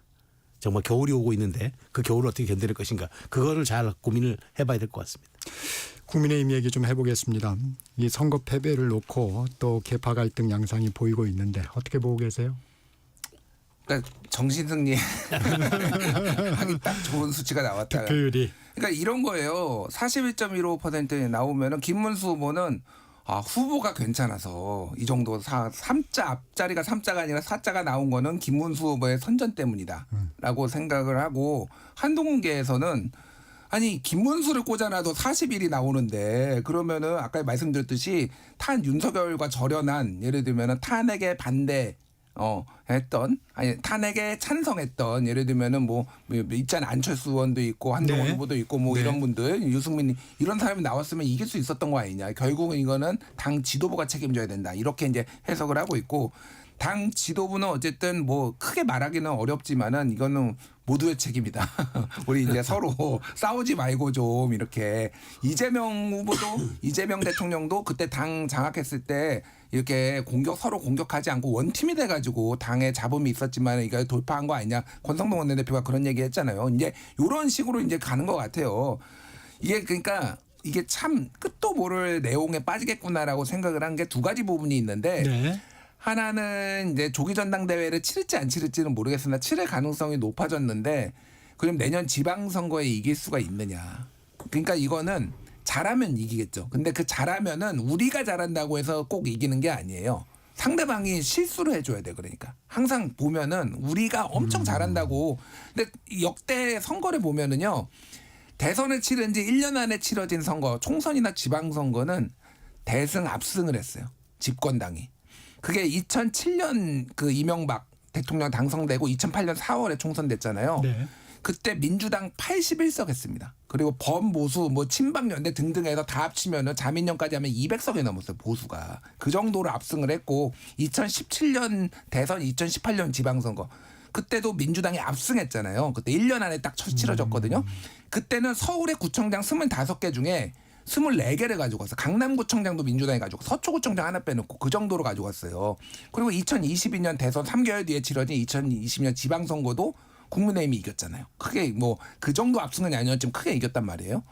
그러면은 이게 당대표가 나오면요. 당대표 임기 한 8개월하고 교체될 수도 있어요. 지방선거 패배 책임 때문에. 사실 그래서 이게 각각 제가 얘기를 들어보면 셈법이 조금 복잡하다. 사람들이. 이번에 나오는 게 맞느냐 다음에 나오는 거냐 전당대회를 열 것이냐. 그렇다고 또 친윤들이 계속 이런 식으로 가면은 당은 더 수렁에 빠질 텐데 여러 가지 고민들이 지금 굉장히 깊다. 예. 지금 김용태 비대위원장을 제외하고는 비대위원들도 다 사퇴했고요. 뭐 권성동 원내대표도 사퇴를 했는데 이 전당대회를 두고도 빨리 하자. 뭐 천천히 하자. 뭐 지금 상황, 국민의힘 상황 좀 어떻게 보고 계세요? 아니 그러니까 전당대회를 빨리 해서 새로운 리더십을 하는 것, 뭐 또 그것도 중요하죠. 중요한데 저는 지금 우선순위가 바뀌었다고 보는 게 네. 패배의 원인을 분석하지 않아요. 그러니까 지금 김준일 평론가 말씀하신 대로 이 수치가 그냥 애매모호한 수치가 나온 거예요. 그러니까 이걸 참 뭐 어떻게 해석하느냐에 따라서 규책 사유를 묻기도 어렵고 그러니까 지금 이걸 그 불편한 진실이 돼버렸어요. 그냥 이거 더 이상 얘기하지 말고 넘어가자. 우리가 흔히 하는 얘기로 우리 모두의 책임입니다라고 얘기하는 건 그 누구의 책임도 아니란 얘기잖아요. 이게 지금 애매하게 지금 이렇게 가고 있는데 저는 먼저 아까 얘기한 대로 TK에서 왜 그렇게 나왔을까와 투표율이 나왔는데 왜 득표는 안 됐을까? 뭐 여러 가지를 다 분석을 한 다음에 그다음에 해야 되는데 아무도 패배 원인에 대해서 분석하는 사람이 없어요. 왜냐? 이게 불편한 진실이 돼버렸으니까. 저는 그래서 지금 이게 순서가 맞냐. 그러니까 지금 뭐 김용태 비대위원장이 뭐 6월 30일까지 해야 되냐. 자녀 연결해야 되냐. 너 넘어가야 되냐. 그 논쟁. 그다음에 원내대표가 이제 사퇴했으니까 새로운 원내대표를 뽑음으로써 그거를 우리가 어쨌든 원내대표가 또 비대위원장 추천권이 있으니까 뭐 그걸 계기로 삼아야 한다. 한동훈계에서는 뭔 얘기냐. 빨리 우리가 저 민주적 정당성을 가진 그런 리더십을 가진 지도부를 구성해야 한다. 빨리 뭐 조기 대선 아주 조기 전당대 해야 한다. 근데 이제 이게 제각각의 셈법만 그 개파간 이익만 담긴 이제 그런 해석과 그다음에 그런 주장이잖아요. 그러니까 저는 이제 문제의 본질을 놓치고 있다. 그래서 저는 그래 이렇게 아무도 이 정말 냉정한 패배의 원인을 묻지도 않은 채 넘어간다. 그러니까 지금 친윤이라는 얘기가 아직도 존재하잖아요. 네. 이번 선거는 냉정히 말하면 윤석열 대통령 파면에 따른 정치적 책임을 묻는 선거였고 국민이 정치적 책임을 물었습니다. 그럼 여기에서 친윤이라는 단어가 다시는 등장하면 안 돼요. 그런데 아직도 친윤이라는 실체가 있음으로써 이 사람들이 또 하나의 대리인을 통해서 수렴청정을 하는 방식을 갈 것이냐. 친한이 전면에 등장해서 쇄신에 이걸 질 것이냐. 그러니까 저는 이게 오히려 한 2, 3주 더 격렬한 내용으로 가야 된다고 봅니다. 우리가 저 화전민이라고 아시지 않습니까? 화전민이 밭을 굴 때 어떻게 하냐면요. 온 산을 다 불태웁니다. 오롯이 정말 싹 태웁니다. 그래서 그 태운 재가 거름이 돼가지고 거기다 뭐 밀을 심든 뭘 해가지고 화전민이 농사를 짓습니다. 그러니까 네. 어설프게 저는 이렇게 봉합하는 거 저도 그건 마땅치 않다고 봅니다. 그래서 더 지금 저는 그래서 지금 이 극심한 내용이 더 가야 되고 이 가는 과정 속에서 정말 냉정한 패배의 원인을 분석하고 나서 그리고 그 속에서 이제 조기 전대라도 뭐 나와야 되는데 제가 보기에는 이제 그 첫 단추가 원내대표 선거를 둘러싸고 아마 나올 겁니다. 첫 번째 무슨 얘기 나오냐. 당이 이런 상황이니 중진을 추대합시다. 합의 추대합시다. 우리가 콩클럽 방식으로 가서 하고 그냥 괜히 여기서 개판 갈 때 있으니까 서로 싸우지 말죠. 가자는 게 하나가 있겠고 무슨 얘기냐. 이번 원내대표 뭐 어떤 사람이 뽑아야 한다고 또 얘기를 할 겁니다. 그 과정을 통해서 저는 향후 국힘의 진로가 얼개가 좀 그려질 거라고 생각을 합니다. 그 우리 김준일 평론가도 모호한 득표율이라는 네. 표현을 좀 하고 있는데 김문수 전 후보의 향후 거치는 좀 어떻게 보세요? 그러니까 지금 이게 가장 핵심이 돼버렸어요. 그래서 이제 향후 저는 그래도 향후 당권 투쟁은 김문수 대 한동훈 구도가 될 가능성이 가장 그래도 현실적으로 높지 않냐. 지금 아마 여러 가지 시나리오가 있을 겁니다. 그러니까 이른바 주류 세력에서 뭐 제가 친윤이라고 표현했지만 어쨌든 주류 세력에서 이걸 놓지 않기 위해서는 뭐 안철수 의원 같은 분을 전면에 내서서 한번 해볼까라는 생각도 하고 여러 가지 내부적 시나리오가 있을 겁니다. 뭐 한덕수 공립도 그렇게 했는데 뭐 당권에서 못할 시나리오가 뭐가 있겠습니까? 그런데 김문수 지금 그러니까 후보가 강력한 권력 의지를 갖고 있다 그러면은 저는 이번에 그 선대위 해단식에서 했던 얘기의 기조만 유지하면은 저는 그게 당대표 출마 선언문처럼 해석이 됐기 때문에 할 겁니다. 그런데 본인이 여러 가지를 고민할 겁니다. 이번에 이런 보도도 지난번 김준일 평론가 말씀하셨는데 TK 쪽에서 밥 먹는데 의원들 한 명도 안 나가 한 명인가 뭐 밥을 먹었다고 그런 얘기 나오잖아요. 선거가 그렇게 진행되는 상황에서도 당내 장애 없다는 그 방증이었잖아요. 네. 그런데 이제 선거가 끝나서 이번에 어쨌든 41%를 득표한 후보의 이 정치적 자산을 또 아무도 무시 못해요. 현실적으로. 그러다 보니까 어떤 의미가 있냐면 지난번 민주당 대선에서도 졌던 이재명 후보가 나와가지고 그때 당대표가 됐고 개항을 통해서 됐고 그전에 국민의힘 25%였던 홍준표 후보도 바로 나와서 당대표가 됐어요. 그러니까 그런 모델들이 사실 있어요. 그래서 김문수 후보도 아마 그런 모델들을 보고 김문수 후보 주변에 있는 좀 약간 강성으로 분류된 분들이 이 좋은 정치적 자산을 왜 놓쳐야 되겠느냐. 안 된다. 끊임없이 종용할 겁니다. 근데 김 후보가 그걸 받아들이냐는 별개의 문제로 하고 어쨌든 저는 그런 측면에서 김문수 후보가 마음먹기에 따라서는 당권 투쟁의 상수다. 당권 도전의 상수다. 그래서 저는 뭐 나중에 또 한번 이렇게 말씀드릴 기회가 있겠지만 어쨌든 향후 당권의 그 모습은 김문수 대 한동훈으로 보는 게 저는 그게 좀 합리적인 분석이 아닐까 싶어요. 김문수 후보 일단은 당대표에 관심이 없다. 예. 일축하고 있습니다. 그런데 재밌게 본 영상이 턱걸이하고 훌라후프하고 하는 영상도 좀 재밌게 봤습니다. 김준일 평론가님은 어떻게 보세요? 그러니까 이게 그 대선 때 의원들 그 김문수 후보 일정 공지방 이게 단톡방이라고 얘기하죠. 이게 대선이 끝나면 소위 말하는 이제 방폭, 이제 방을 없애는 네. 일들이 있는데 이거 유지한다라고 공지가 나요. 앞으로도 계속 일정을 알리겠다. 그리고 거기에 올라온 거예요. 그러니까 이게 그것도 김재원 이제 비서실장이 일단은 그 허리의 유연함에 놀랐고요. 제가 그 훌라후프 돌리시는데 매력을 많이 발산하셨다. 근데 이게 도대체 무슨 의미인가 도대체 이거가. 그러니까 이게 정치인의 모든 행동은 의미가 있다는. 의미가 있죠 당연히. 그러니까 그리고 고3 체력장 준비하는 것도 아니잖아요. 그러니까 의미가 있죠. 쉽게 얘기를 하면은 나이가 연세가 51년생인가요 지금? 제가 헷갈리는데 51년생인가 그렇잖아요. 그러니까 나이가 많아요 지금 70대 중반이에요. 그러니까 이 차기가 있겠냐 이번이 마지막이다라는 얘기가 그래서 더 절박하다 이런 얘기들이 있는데 나 허리도 유연하고 턱걸이도 이렇게 잘해 이거 체력 뭐 완전 좋아. 그래서 내 나이에 대해서는 얘기하지 마. 그리고 직접적으로 이제 뭐 당권 얘기를 하기는 그러니 이제 외곽에서 계속 뉴스를 만들어내면서 필요할 때 등판하겠다 이렇게 이제 해석을 했습니다. 그래서 저는 김문수 후보나 이 김문수 후보 주변에 계신 분들이 특히 소위 말해서 오랫동안 굶은 분들이 많아요. 예. 그러니까 의원이 현역이 아닌 분들 예를 들면은 뭐 차명진 전 의원도 그렇고 뭐 김재원 전 최고도 지금 뭐 맡은지 최고위원은 했지만은 안 맡은 뭐 김행 전 대변인 등등 해서 네. 여기가 이제 구심점이 돼서 정치 세력화를 하려고 할 테다 그런 생각이 들어요. 그래서 친윤들은 김문수라면 좀 학을 뗐는데 김문수 손을 잡지는 않겠지만 그래서 3파전이 될 가능성이 있어요. 그래서 한동훈, 김문수 그리고 친윤이 내세우는 누군가 본인들은 내세울 사람이 없지만 그게 말씀하신 게 안철수 의원이 될 수도 있고 누군가를 내세워서 이렇게 당권 싸움이 들어가겠다 그런 관측이 됩니다. 네, 2부가 좀 시간이 그렇게 많지는 않은데 짧게 좀 여쭤보겠습니다. 이번에 대선 후보를 내지는 않았지만 원내 3당인 조국혁신당, 네. 민주당과의 관계는 좀 어떨까요? 저는 이제는 사실상 정신적 합당한 정당은 아닌가요? 이제 뭐 달라질 게 있습니까? 그리고 이제 이재명 대통령이 됐기 때문에 조국혁신당 입장에서는 이제 감옥에 들어간 조국 대표가 나왔을 때 사면복권 어떻게 될 것이냐. 이제 그건 이재명 후보의 임기 안에 되는 것 아닙니까? 그러니까 형기는 다 채워야 되겠죠. 형기는 다 채우고 나오면은 실질적으로 사면복권에서 다시 이제 뭐 원외 당대표로서 다시 이제 복귀를 하거나 이런 방법이 있을 텐데 조국혁신당은 이제 사실상 어찌 보면은 정체성을 가진 정당이라기보다는 저는 어쨌든 앞으로 민주당과 함께하는 그런 연대 정당으로 보는 게 해석이 맞다고 봅니다. 정치와에 잠시 쉬었다 가겠습니다. 정격시사 2부 여기서 마치고요. 잠시 전하는 말씀 듣고 3부에서 정치와에 이어집니다.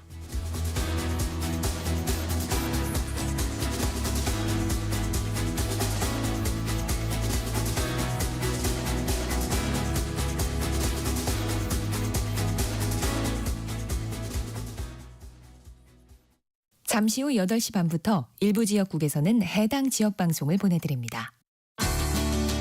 워렌 버핏은 가치 투자, 필립 피셔는 성장주 투자, 피터 린치는 장기 투자. 방법은 달라도 목표는 하나. 성기영의 경제쇼가 성공의 길로 안내합니다.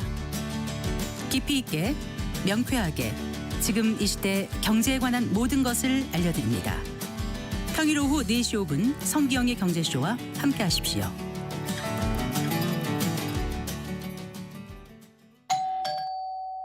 편지 왔습니다.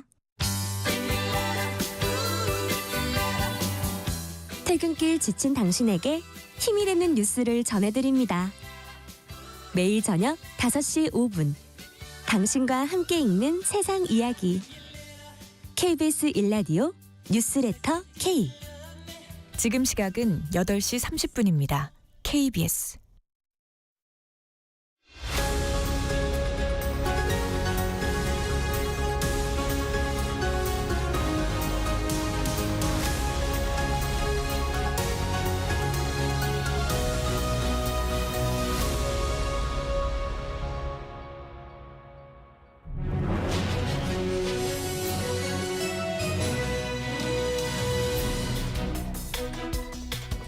정치와 이어갑니다. 김준일 시사평론가, 최수영 정치평론가 함께하고 계십니다.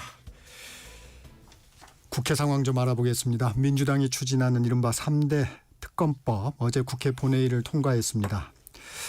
이재명 대통령이 공언한 내란 극복이 시작되는 건데 이처럼 속도전에 나서는 이유 어떻게 보세요? 최수영 평론가. 저는 그 이재명 대통령은 굿캅의 역할을 하고 민주당은 배드캅 역할을 할 것 같다는 생각을 지난번에 했었는데 네. 약간 역할 분담을 하는 것 같아요. 대통령은 통합, 그다음 민생, 그다음에 안전. 아니 뭐 지금 키워드가 명쾌합니다. 그런데 이제 실질적으로 이제 그 당에서는 정청래 위원장이 대통령 그렇게 하더라도 우리는 국회는 국회 일을 합니다라고 통과시켰는데 저는 김건희 여사 특검법이라든가 최혜병 특검법은 뭐 당연히 저는 뭐 그런 이견이 없는 거라고 봐요. 그동안 사실상 그 표결을 진행되는 걸 봐도 아슬아슬 이제 거의 근사치 그렇죠. 통과하게 될 때가 직전까지 갔으니까 이번에 저는 통과되는 건 맞는데 다만 내란 특검법이 이게 좀 미묘해졌어요. 이게 왜 그러냐면은 이 내란 특검법이 향후 국민의힘의 쇄신을 압박하는 외부 요인이 될 수도 있겠다는 생각이 들어요. 이게 한 달 후면 이제 특검이 출발하는데 일부 보도를 보니까 특검에 하는 60명 검사 외에도 군에서 파견받는 그런 검사나 이런 수사관들 별도 인력으로 본다 그러더라고요. 그러면 이게 굉장히 방대합니다. 그러면은 정말 어마어마한 인력으로 그다음에 규모로 털기 시작하면은 국민의힘 소속 의원들도 다 불려나오고 조사받게 그렇죠. 되고 그렇게 될 가능성이 커요. 그러면은 그 7월부터 8월에 하반기에 진행되는 이 과정이 지금 국민의힘은 아직 현실 자각 타임이 안 왔거든요. 그 현실 자각 타임이 오는 계기가 되고 이게 오히려 당의 쇄신을 이끄는 동력이 될 수도 있다. 이건 별개 해석이고 그래서 그런 측면에서 오히려 저는 이 내란 특검법이 국민의힘의 내부 동료를 이끌어내는 또 그 발화점이 될 수도 있겠다는 생각이 드는데 다만 저는 이게 양날의 검일 수 있어요. 민주당에게. 뭐 제가 드릴 말씀의 요지는 뭐냐면 사실 내란 특검, 내란 청산해야죠. 이재명 대통령 말대로 아직도 잔존해 있는 그런 게 있다 그러면 뭐 하는 거 맞아요. 그런데 그건 정밀 타격의 형식이어야지 무차별적 전방위적 청소는 아니잖아요. 그게 저 잘못하면 적폐청산의 시즌2로 갈 수도 있기 때문에 지금 한 트랙으로는 법정에서 지금 재판이 진행 중이고 또 하나의 특검에서는 이제 이게 진행된다 그러면은 이게 결국 이 뉴스가 잘못 전달될 경우에는 이재명 대통령이 강조하고자 하는 민생과 소통, 안전, 경제 이게 다 묻힐 수도 있어요. 그래서 저는 그 굉장한 정무적 관리. 그러니까 뭐 특검 보고 당신들 뭐 법에 이렇게 하시고 하긴 뭐 그렇게 명시적으로 말할 수는 없지만 이걸 어떻게 그 여당 지도부가 이걸 관리해내느냐가 저는 이게 향후에 또 지지율의 관건이 될 거라고 생각을 합니다. 지금 최수영 평론가도 지적해 주셨지만 이 전방위적인 특검 수사가 이루어지면 이재명 대통령이 강조하는 통합, 뭐 협치 이런 부분에 조금 조화가 약간 국민들이 다르게 반응하지 않을까요? 그러니까 뭐 야당에서도 뭐 이제 본격적으로 아마 수사가 진행되면 정치 보복이다 이런 얘기가 나올 거예요. 중요한 거는 얼마나 국민들이 동의를 할 것이냐. 정치 보복이라는 주장에 대해서. 그러니까 이 지금 김건희 특검 이거 안 할 수 있나요? 그러니까 김건희 수사 뭐가 됐든 뭐 특검을 할든 검찰이 하든 안 할 수가 있나요? 지금 그거 지금 굉장히 분통 터져 있잖아요. 국민들이 왜 김건희는 치외법권이냐 이런 것들. 내란 특검도 마찬가지예요. 이거는 미흡한 부분들이 굉장히 있고 군인들은 가가지고 물리적으로 우리가 눈으로 봤으니까 그 사람들은 처벌을 받았지만 내란을 공모한 사람들 예를 들면 12월 3일 비상계엄이 있고 12월 4일에 안가에서 모였던 사람들. 그거를 이제 뭐 신세 한탄 하러 모였다 뭐 이런 얘기 했는데 그걸 누가 믿겠습니까? 그때 이상민 행안부 장관, 박성재 법무부 장관, 이완규 법제처장 뭐 이런 분들 김주현 민정수석 무슨 얘기한 거냐 도대체. 이게 저는 이제 이 굉장히 이례적인 거는 맞아요. 왜 그러냐면은 이렇게 큰 특검이 3개가 돌아가는 거는 처음 봤습니다. 그렇죠. 한 번도 없었어요. 그러니까 거기다가 기간도 거의 하반기 6개월 가까이 예. 할 수 있더라고요. 연말까 거의 맞아요. 연말까지. 예. 이게 뭐냐면은 이게 2가지 시그널이에요. 하나는 검찰 못 믿겠다라는 거예요. 이게 지금 파견 검사만 120명이면은요 지청 2개 수준이에요. 그 정도로 막 엄청 많은 검사들이 와가지고 실제 검사들이 합니다. 이거 수사는. 근데 지도부 심우정 못 믿겠다. 심우정 너 나가. 사실은 저는 그렇게 봤어요. 그러니까 이게 검찰총장 임기를 보장하는 임기제가 됐지만은 박성재 법무부 장관 지금 딱 유일하게 사표 수리했잖아요. 네. 지금 국무위원들 중에서. 그리고 심우정 검찰총장 지도부 못 믿겠다. 그래서 특검으로 갔다라는 거예요. 그러니까 이거가 하나가 있는 거고 말씀하신 대로 이제 많은 부분들이 이 여기에 눈길이 쏠리겠지만은 특검의 장점이 하나가 있어요.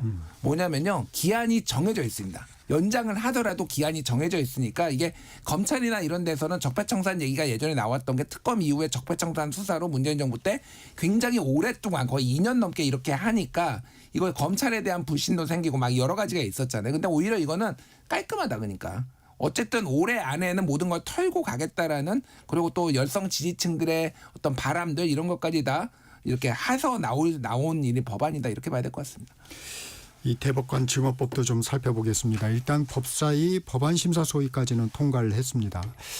약간 숨고르기 하는 분위기입니다. 민주당에서 어떻게 보십니까? 근데 뭐 숨고르기 한다고 이거 뭐 안 하겠습니까? 속도 뭐 며칠 차이만 나는데. 근데 저는 이제 이 주장은 저는 항상 하고 있는데 예컨대 정책에 관한 법안, 뭐 그다음에 이제 뭐 경제가 민생에 관한 법안, 네. 이거는 저는 뭐 여당이 책임지고 통과시키는 게 맞아요.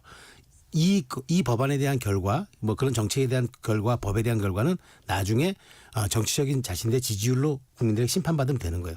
그런데 사법제도에 관한 법안, 정치 제도에 관한 법안, 이거는 여야 합의로 가야죠. 왜냐하면 상권 분립을 흔들 수 있는 우리 굉장히 헌법 정신까지 포함된 거잖아요. 근데 이거를 네.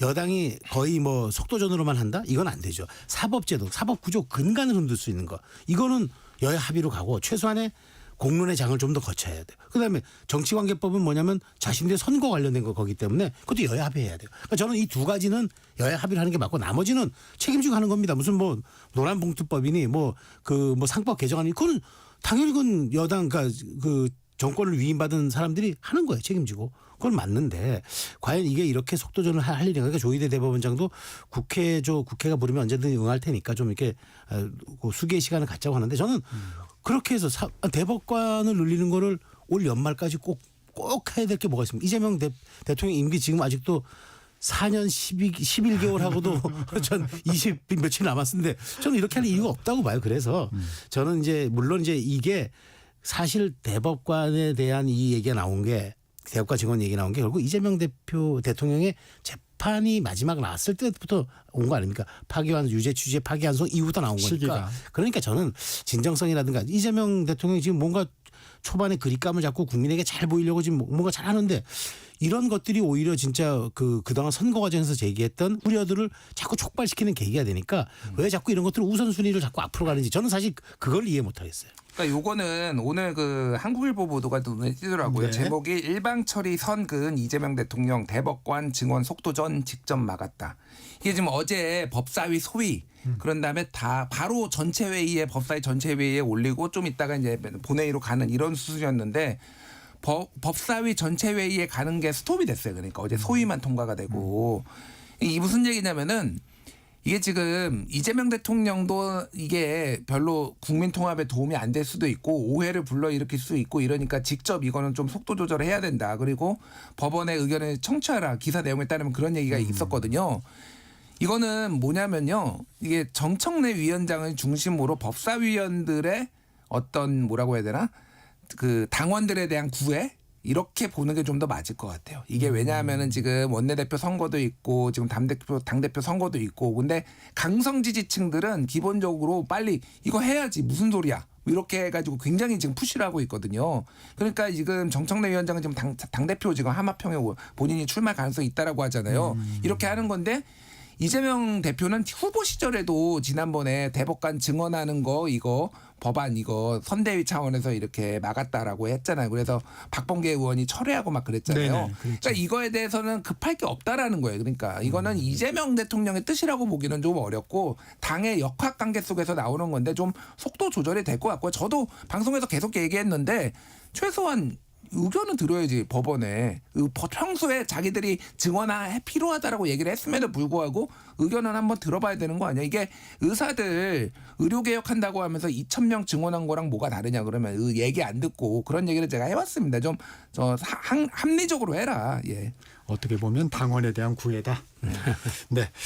이재명 대통령 취임사에서 실용적 시장주의 정부가 되겠다고 강조했습니다. 어떻게 해석하십니까? 뭐 저는 예상된 겁니다. 흑묘 백묘 얘기를 했고요. 빨강 파랑이 무슨 의미가 있냐. 그러니까 이제 그리고 사실 경제 정책은 이재명 대통령의 족적을 놓고 보면은 실용이 맞아요. 그러니까 사실 어찌 보면은 그 포퓰리스트라기보다는 이재명 대통령은 대중 추수주의자에 가까운 약간 그런 양상을 보여왔기 때문에 국민이 원하면 뭐든지 할게. 그러니까 얼마 전에 난 트럼프가 내 가랑이 밑을 기라면 난 길 수도 있어. 그러니까 그런 말에서 묻어나오는 게 아마 본인이 축적된 정치 시간에서 체득한 그런 이제 일종의 정체성 같아요. 그래서 저는 뭐 박정희 것도 노무현 것도 김대중 다 갖다 쓰겠다 얘기한 게 맞다고 보고요. 그리고 경제에 이념이 있습니까? 신용카드는 이념도 정치도 다 녹여버린다는 미국의 그 이제 속담이 하나 있는데 이런 말이 있습니다. 그러니까 저는 경제는 이념이 없어요. 그런 측면에서 다만 이제 그런 건 있죠. 경제 그 친노동이냐, 친기업이냐 정도의 그런 큰 틀에서의 좀 차이는 있겠지만 어쨌든 그것이 그 커피 원가 120원에서 나오듯이 이재명 대통령이 어떻게 경제를 바라보느냐의 관점의 차이는 있을 수 있어도 부양시키겠다. 그다음에 일단 기본적으로 시장에 내가 부합하는 대통령이 되겠다는 그 기조는 변함이 없으니까 일단 코스피 시장이 반응하잖아요. 그런 측면에서 저는 당연히 예견됐던 지금 첫 행보라고 생각이 듭니다. 정책적 기조에 대해서는 어떻게 보십니까? 말씀하신 것 거의 다 동의하고요. 그러니까 이재명 후보는 그걸 뭐라고 부르든 대중 추수자이든 뭐가 부르든 본인한테 이득이 되는 쪽으로 움직였어요. 그래서 가장 그 당에 있을 때는 주목도가 낮을 때는 가장 강성 발언하다가 점점 이제 오른쪽으로 옮겨오는 과정이었거든요. 지금 대통령이잖아요. 그러면은 자기 진영을 이렇게 너무 배신할 수는 없지만은 국민들을 다 만족시켜요. 그러니까 이재명 저는 대통령은 권력 의지와 함께 또 하나가 내가 집권하고 나서 어떤 대통령이 되겠다라는 거에 대한 그림이 있어야 된다고 생각을 해요. 그게 없었던 사람이 대표적인 윤석열. 대통령 되는 게 목적이었던 사람. 이런 게 그럼 이런 불행한 일이 이제 벌어지는 겁니다. 막 극단적으로 가고. 그래서 오히려 더 잘할 가능성이 있다. 오히려 그 경기도지사나 이럴 때보다 의견을 더 지금은 이제는 본인한테 위협이 되는 부분들이 거의 다 사라졌다라고 그렇죠. 사실상 보면 돼요. 그러니까 움츠러들 일이 없어요. 오히려 그러면 대범한 행보를 할 가능성이 상당히 높아 보입니다. 그런데 이 얘기도 좀 궁금합니다. 최수영 평론가님이 청와대에 계셨던 적도 있으니까 이재명 대통령이 그 업무를 시작하면서 무덤 같다. 아무도 없고 필기도구도 컴퓨터도 프린터도 없다. 이런 상황이 가능한 건가요? 저도 그게 잘 이해가 안 돼요. 왜냐하면 그 이제 원래 업무 그러니까 인수위가 없으니까 업무 인수위 저는 인수위 통해서 이제 들어갔으니까 정상적으로 인수위가 됐는데 이 경우도 이제 문재인 전 대통령도 있었죠. 그런데 제가 보기에 여기에 가장 크게 기인하는 거는 이른바 우리가 어쩌다 공무원과 공무원을 두 가지 부르잖아요. 어쩌다 공무원과 늘 공무원. 어쩌다 공무원 정무직이고 이제 늘 공무원이 직업 공무원이 되는데 저는 왜 직업 공무원들을 왜 다 벌써 원복을 시켰는지 저는 그게 이해가 안 되더라고요. 최소한 비서관실별로 2명 정도는 남겨가지고 인수위를 해줘야 돼요. 그래야지 이게 이제 망관리서부터 기본적인 어떤 결제 시스템까지.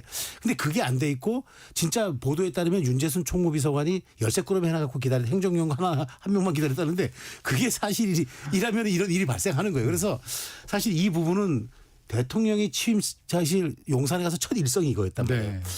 저는 이 부분이 이제 앞으로 이제 시간 흐르면 논쟁 요소는 안 되겠지만 사실 여기에서부터 저는 이재명 그 대통령이 상당히 과거 보수 진영에 대한 좀 오해를 갖는 좀 기점도 되지 않나 싶어서 저는 이건 좀 불필요한 일이었다고 저는 생각이 됩니다. 저는 이거는 증거 인멸이 하나가 있고 하나는 이게 그 문재인 대통령 취임 때하고 다른 게 그때는 박근혜 대통령이 탄핵이 될 거라고 생각을 안 했었잖아요. 당사자가 그 사람들이. 그러니까 조기 대선에 들어갔을 때가 딱 2달이었어요. 근데 이거는 12월 3일 내란 비상계엄이 벌어지고 나서 6개월이었으니까 이게 그러니까 증거 인멸할 시간도 많고 예를 들면 이 사람들이 더 이상 여기 남아있을 이유가 그러니까 특히 늘공이라고 하는 분들은 이제 윤석열 사람이라고 찍히면요. 여기 그러니까 이재명 정부 때는 승진도 못하고 그러니까 빨리 튄 거예요. 그러니까 빨리 내가 좀 이거 좀 털어내려고 뭐 이런 것들이 복합적으로 작용을 했는데 이건 너무 심했다. 그런 생각이 듭니다. 네, 오늘은 여기까지 듣겠습니다. 정치와이 김준일 시사평론가, 최수영 정치평론가와 함께했습니다. 고맙습니다. 감사합니다.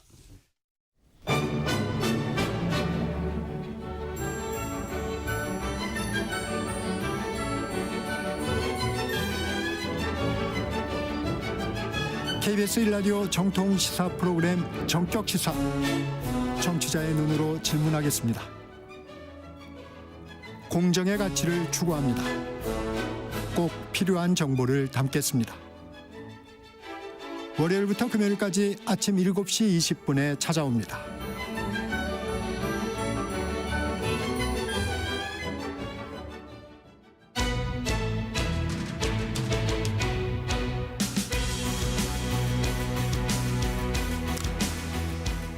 어제 이화영 전 경기도 평화부지사의 쌍방울 대북 송금 사건에 대해 대법원 판결이 나왔습니다. 오늘 사건 와이에서는 대북 송금 사건의 최종 판결에 대해 자세히 들여다보겠습니다.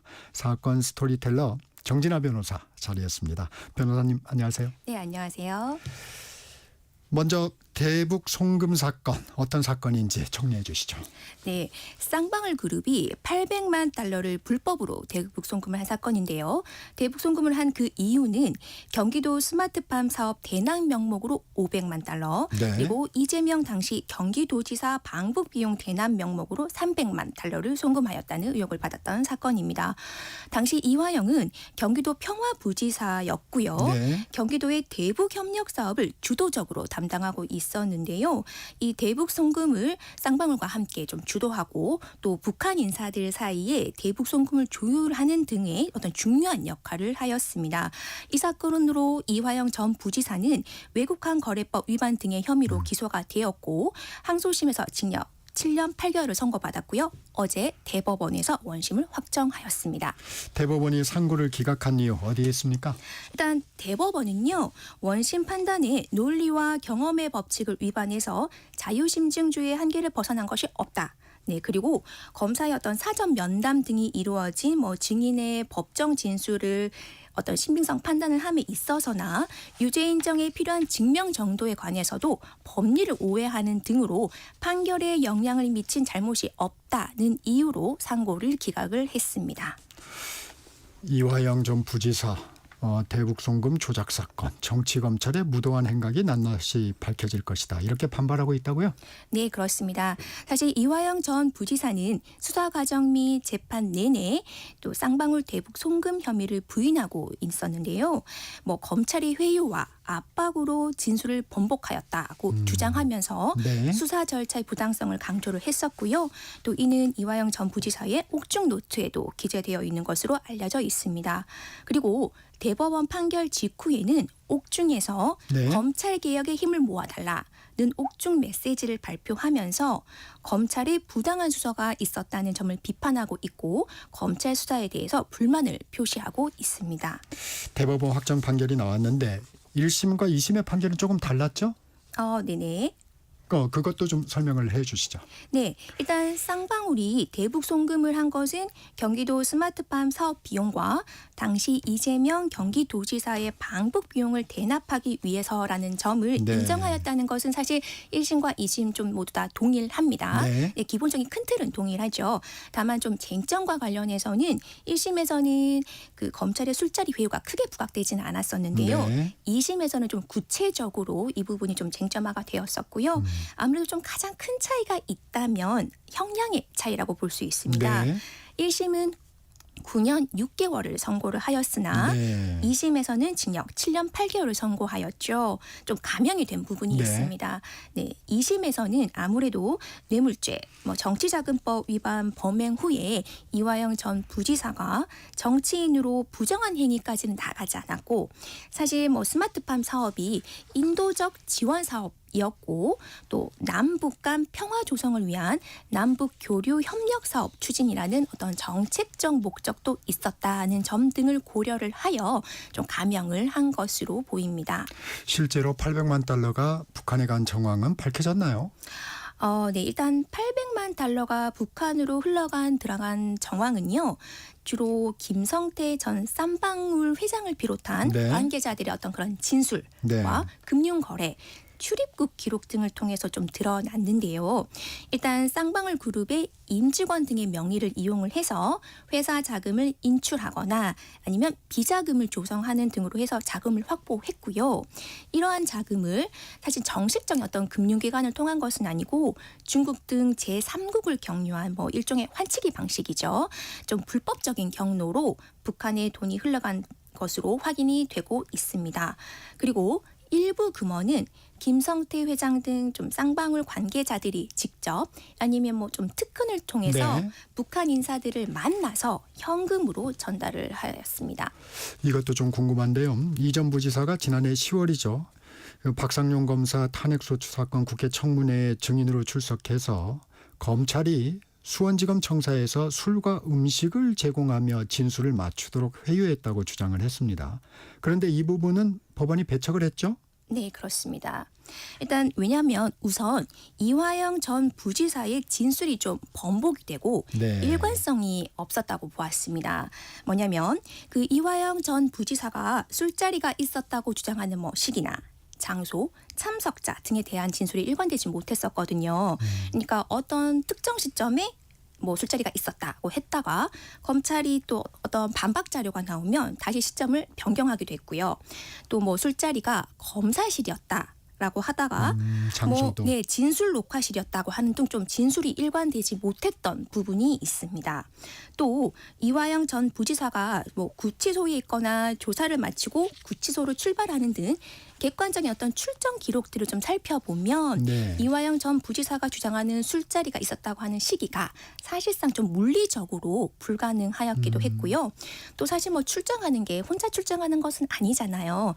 다수의 교도관이 동행을 하게 되죠. 네. 그리고 술자리가 있었다고 하는 영상 녹화실 구조상 술자리가 있었는지 상당히 좀 의구심이 든다는 어떤 그런 이유들이 있었습니다. 그러니까 좀 종합해 본다면 이화영 전 부지사의 진술도 일관되지 못했고 또 어떤 좀 객관적인 증거나 정황 등이 없다 보니 아무래도 신빙성이 떨어진다고 보아 해당 주장을 배척하였습니다. 이 사건과 관련해서 이재명 대통령도 제3자 뇌물 혐의로 기소된 상태인데 어떤 혐의입니까?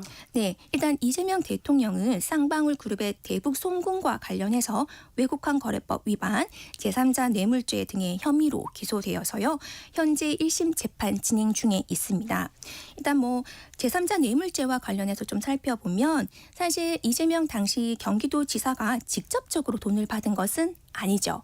하지만 자신의 직무와 관련해서 쌍방울로부터 대북 사업 진출과 관련해서 부정한 청탁을 받았고 네. 그 대가로 제3자인 북한 이게 800만 달러를 송금을 하게 했죠. 그래서 이것이 제3자 뇌물죄가 성립한다는 혐의를 받고 있습니다. 네. 이 재판 일정은 어떻게 잡혀 있습니까?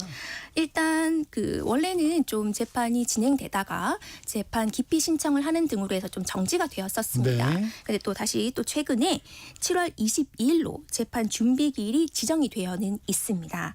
그런데 사실 이게 좀 진행이 될지는 좀 그렇죠. 의문이긴 합니다. 네네. 네, 왜냐하면 재판 중에 지금 대통령으로 당선이 되지 않습니까? 네. 헌법상 대통령은 불소추 특권이 있죠. 그러니까 내란 또는 외환의 죄를 범한 경우를 제외하고는 재직 중 형사소추를 받지 않는 건데요. 사실 이 불소추 특권을 해석함에 있어서 소추를 정지하는 것이 기소만을 의미하는 것이냐 아니면 재판까지도 포함을 하는 것이냐에 대해서는 사실 의견이 좀 서로 분분합니다. 아주 명확히 정리된 건 없는 거죠? 네, 없습니다. 그리고 형사소송법에서도 재판 정지 사유로 대통령 취임이라는 것은 따로 규정이 되어 있지도 않습니다. 네, 그래서 일단은 법원 행정처에서는 좀 뭐 개별 재판부가 판단할 사안이다라는 입장을 사실은 밝힌 바는 있습니다. 그러나 민주당에서는요, 불소추 특권에서는 당연히 재판도 포함된다는 입장을 유지하고 있고요. 그러면서도 대통령 당선 시 진행 중인 재판을 정지할 때 무죄 등 선고 예정된 재판은 예외로 둔다는 내용으로 형사소송법을 개정하려고 추진을 하고 있습니다. 이처럼 좀 대통령의 어떤 불소추 특권에 대한 어떤 해석과 그리고 형사소송법의 어떤 개정 등 여러 가지 변수가 있어서 아무래도 좀 재판의 진행이 좀 지연되거나 좀 복잡해지지 않을까 생각이 됩니다. 재판 진행 여부는 상황을 좀 봐야 되겠군요. 네, 그렇습니다. 이 전 부지사 외에 대북 송금 관련 공범들의 재판 결과는 어떻게 나왔습니까? 네, 그 쌍방울 그룹의 회장인 김성태도 뇌물 공여와 뭐 정치자금법 위반 등으로 혐의가 기소가 되었는데요. 네. 일단 뭐 김성태 회장 같은 경우는 이화영 전 부지사의 부탁을 받고 북한에 800만 달러를 전달한 사실을 모두 인정을 했습니다. 예, 그래서 1심에서 징역 2년 6개월과 징역 1년의 집행유예 2년을 선고받고요. 네. 현재 항소심 진행 중에 있습니다. 그렇군요. 이 전 부지사 대북 송금 외에도 다른 혐의로도 재판을 받고 있는데 어떤 사건들인가요? 네, 이화영 전 부지사의 개인 비리 문제입니다. 네. 뇌물수수와 정치자금법 위반의 혐의로 기소된 것인데요. 일단 2015년 10월경부터 2020년 9월까지 경기도 내 기업들로부터 현금을 수수하고 수입 차량, 뭐 리스료나 개인 사무실 월세 등을 대신 받았다는 상황으로 좀 불법 자금을 챙긴 혐의가 있었고요. 또 대북 송금과는 별개로 또 쌍방울로부터 법인카드 및 차량 제공 등을 받은 것인데요. 이것들은 모두 이번 그 대북 송금 사건과 함께 재판을 받았고요. 이번에 다 모두 함께 확정이 되었습니다. 그럼 이 부분도 다 판결이 확정이 된 건가요? 네, 그렇습니다. 네. 사건 아이 지금까지 정진아 변호사와 말씀 나눴습니다. 고맙습니다. 네, 감사합니다. 정적 시사 오늘 순서는 여기서 마무리합니다. 진행의 정창준이었습니다. 여러분 감사합니다.